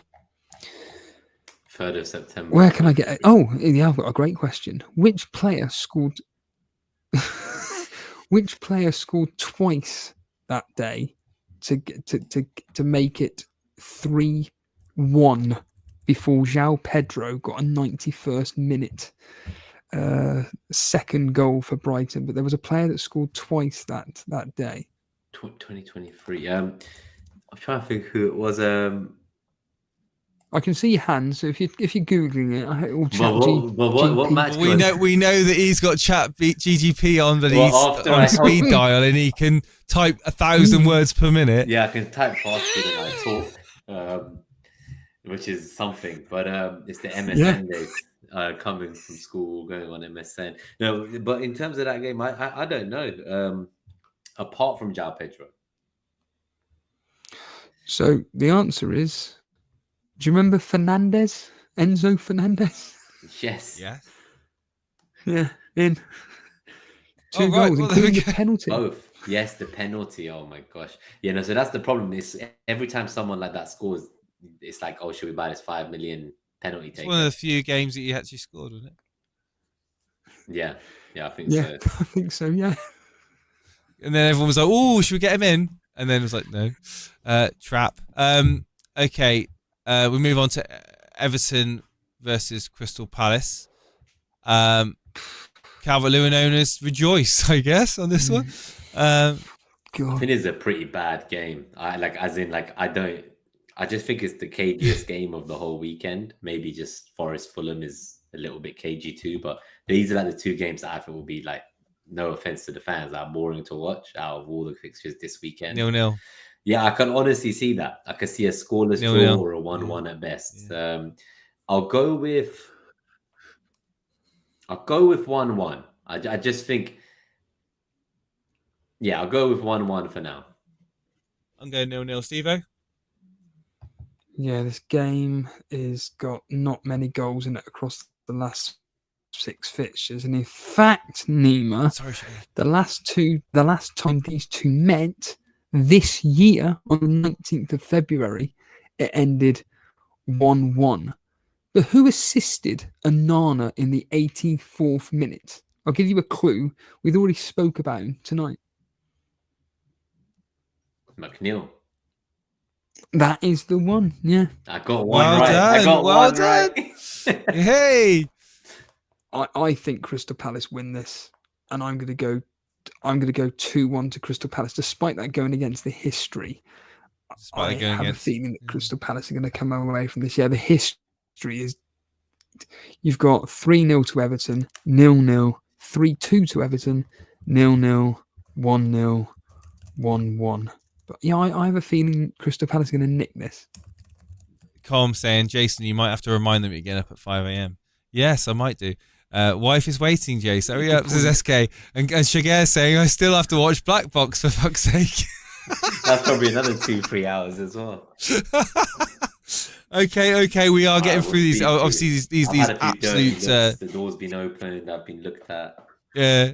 Luckily, nothing's been said because the mic's on. So yeah, but I am gonna be in the doghouse. Nottingham Forest versus Fulham. Nima, you're the guest. Go ahead. Tell us what you think about this game that's got no relevance to you. Yeah, I think it's got to be another 1-1 again for me. Prediction. I kind of think of this game and I'm like, Forest have been so good defensively, but just Fulham also, like Jimenez has come in, he's taken his spot back from Muniz. He's doing more than just scoring. He's like linking up well with everyone. Nelson scoring when he gets his chances. Like there's that kind of ex-young Arsenal crew. So I've got the soft spot and I would normally vote for the Fulham win. But with it being away from home and Forest being so good as they are recently, I'm just going to go for the draw again, 1-1. Yeah, it's not a bad shout. Steve-O? I had that game marked as 1-1 the second I saw it. Yeah. I think both teams, as Nima said, are actually very solid defensively, but I just have this feeling Jimenez is going to come back to haunt Nuno, so I'm going to go 1-1. I'm going to go 2-1 to the home team. I'm going to go 2-1 to Nottingham Forest. Be a tight game. Yeah, I don't think it'll be spectacular. Wolves versus Liverpool is the last of the kickoffs on Saturday. It's the evening kickoff on Sky Sports. Could it be that the Salah wildcarders, the exodus of Salah, might punish a few wildcarders? Who knows? But again, against Wolves, what's the history with Salah against Wolves, Steve? Have you got that to hand? I unfortunately, if I open up who scored anymore, I'm going to be completely your laptop. Yeah, that's fine. I do think Wolves may get a goal here. I'm actually going to go 2-1 to Liverpool, the away win, with Salah getting in at least one goal involvement. Nima, I'm going to go 3-1. I think Wolves will score, but I'm going to go for a bigger win. I just think with the injuries at Wolves' back line from Mascara, I have to back the big comprehensive win and ultimate punishment of me selling Salah on the wild card.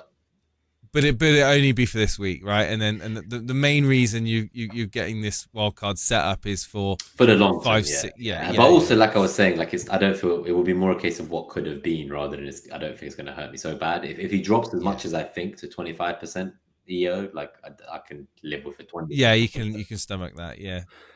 Steve-O? Just to clarify, you're going Haaland, aren't you, Jace? And you're captaining who? Nima, still Haaland, or are you going Saka? Yeah, definitely. Yeah, I think Haaland as well. Why are you thinking of someone else? Well, no, I'm going. I have to go Salah.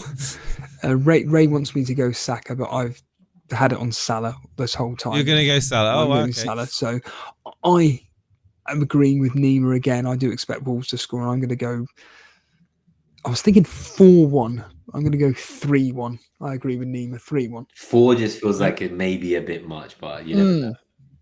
We'll move on to Sunday afternoon. Ipswich face Aston Villa in an exciting, not so exciting game. I'm going to go with a 1-1. I'm actually going to take the 1-1s here. No. Oh, Villa are going to win this, aren't they? Villa are going to win this, surely. I would expect them to win it. It's not at home, it's away. 2-1 to Villa.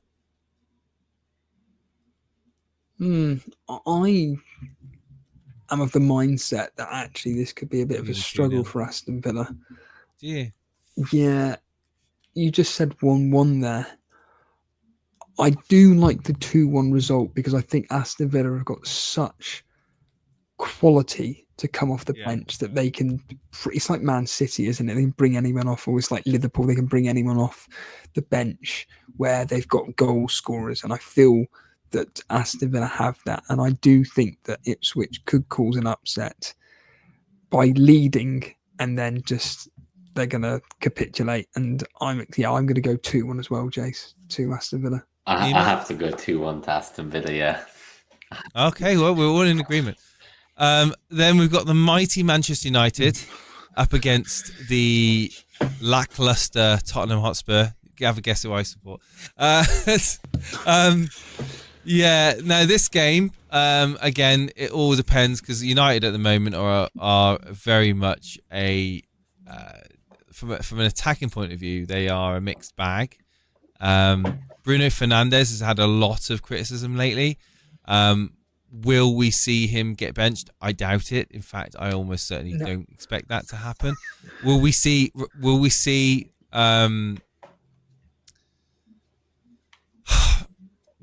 Rashford start? Yes, I do think that. I mean, who are we going to see down the middle? Will it be Xerxes? Again, there's so many combination. Like for me, my heart says we're going to win this, but I don't think we're going to win it by much. And I'm going to go Man United to win 1-0. 1-0. 1-0, yeah. I think we've got the quality to keep Spurs out, to be honest. Especially if they play Son on the wing. I have a feeling that this could be a really good end-to-end. I think this could be a stretched out game. Going back to the... Oh, yeah. I mean, really? Tottenham at the moment are winning 3-0 against someone called Karabag FK. Johnson, Son, Solanke with the goals. Karabag. Even they're the whipping boys. Yeah, and Tottenham have had a player sent off in the 8th minute, and they're still winning, and they're winning 3-0. Says it all really about that particular team. Don't read into that. We also beat Barnsley 7. Yeah. I think I don't know why I've just got 3-2 in my head, and I have a feeling that Rashford, if he starts, could get you a double-digit return. Oh, I really hope so, Steve. That'd be so nice. Well, it'd be nice to kind of get that points back from the -8 I've taken. So yeah. Nima. I'm gonna go with a draw 2-2 end to end. 2-2. Oh my god, Nima. Desmond 2-2. Oh my god, my 1-0 suddenly looking a bit like wishful thinking there, Jay. Yeah. Okay, and we move on to the final game, which is Bournemouth vs Southampton on Monday. I literally look at this and think I literally don't care. I literally don't care, and I think this could be a 0-0. It could be a 1-0 either way. But I'm obviously going to go favour of the home team, Bournemouth to win, 1-0. Well, Semenyo's going to get a goal for Nima, and Right. I wouldn't be Oh, surprised. that's written in the stars, is it? Yeah. Unless I buy Savio, then he'll score a hat. I'll be putting 50p on Semenyo to score at any time, and I'm going to go with I think Bournemouth are going to comfortably win this. I'm going to go 3-0, maybe even 4, but 3-0. I'm going to go 2-1. I don't think they're going to keep a clean sheet. Who scores for Southampton, though? No, for Bournemouth, but for Southampton, I think this kid Dibbling, if he continues getting starts in the attacking midfield role, he seems like he's got a lot of goal contributions for the number of minutes he's played. I think it's like 200 minutes in total or something. So he's looking great. But yeah, I think that's maybe wishful thinking on my behalf. But I just think Bournemouth at home, that they go 2 up and then they just like can see one random sloppy counter at the end or something. So I think they'll dominate the game, but they'll like struggle maybe to get the third goal. And then, if they over push themselves to get the third one to secure it, then you just see like a squeaky bum time for like the final 5-10 minutes at 2-1. That's like more than a score prediction. That's like the whole game I think I just predicted, but I'm going to be way off now. Okay. That takes us to the conclusion of our score predictions for this game week. I'll say a massive thank you, Nima, again for joining us this evening. It's been a pleasure to talk to you about your team, and I'm kind of envious because I feel like I could have a lot of fun on a wild card right now. Even though I know that the price rise. The price rises since speaking about Salah's almost gone another point. Like he was just over, I think it was 100.1 going down. He's now 100.9. He's gone dropped to 0.8 on the price FPLstatistics.com, which I use. So it looks like he is very much earmarked tonight, if not definitely tomorrow night. And I will say, FPL Statistics is the more accurate of the price rises. I do like them. Yeah, Saka's due to be going up tonight. Semenyo's due to be going up tonight. Wood for Nottingham Forest up tonight. Greaves, yes, that man that I've got on my bench. Luis Diaz and Stewart, the cheapy 4.5, playing. Well, he's not playing, but you know what I mean. Getting for minutes. Southampton. He's getting minutes. He's going to get either 1 point. Right.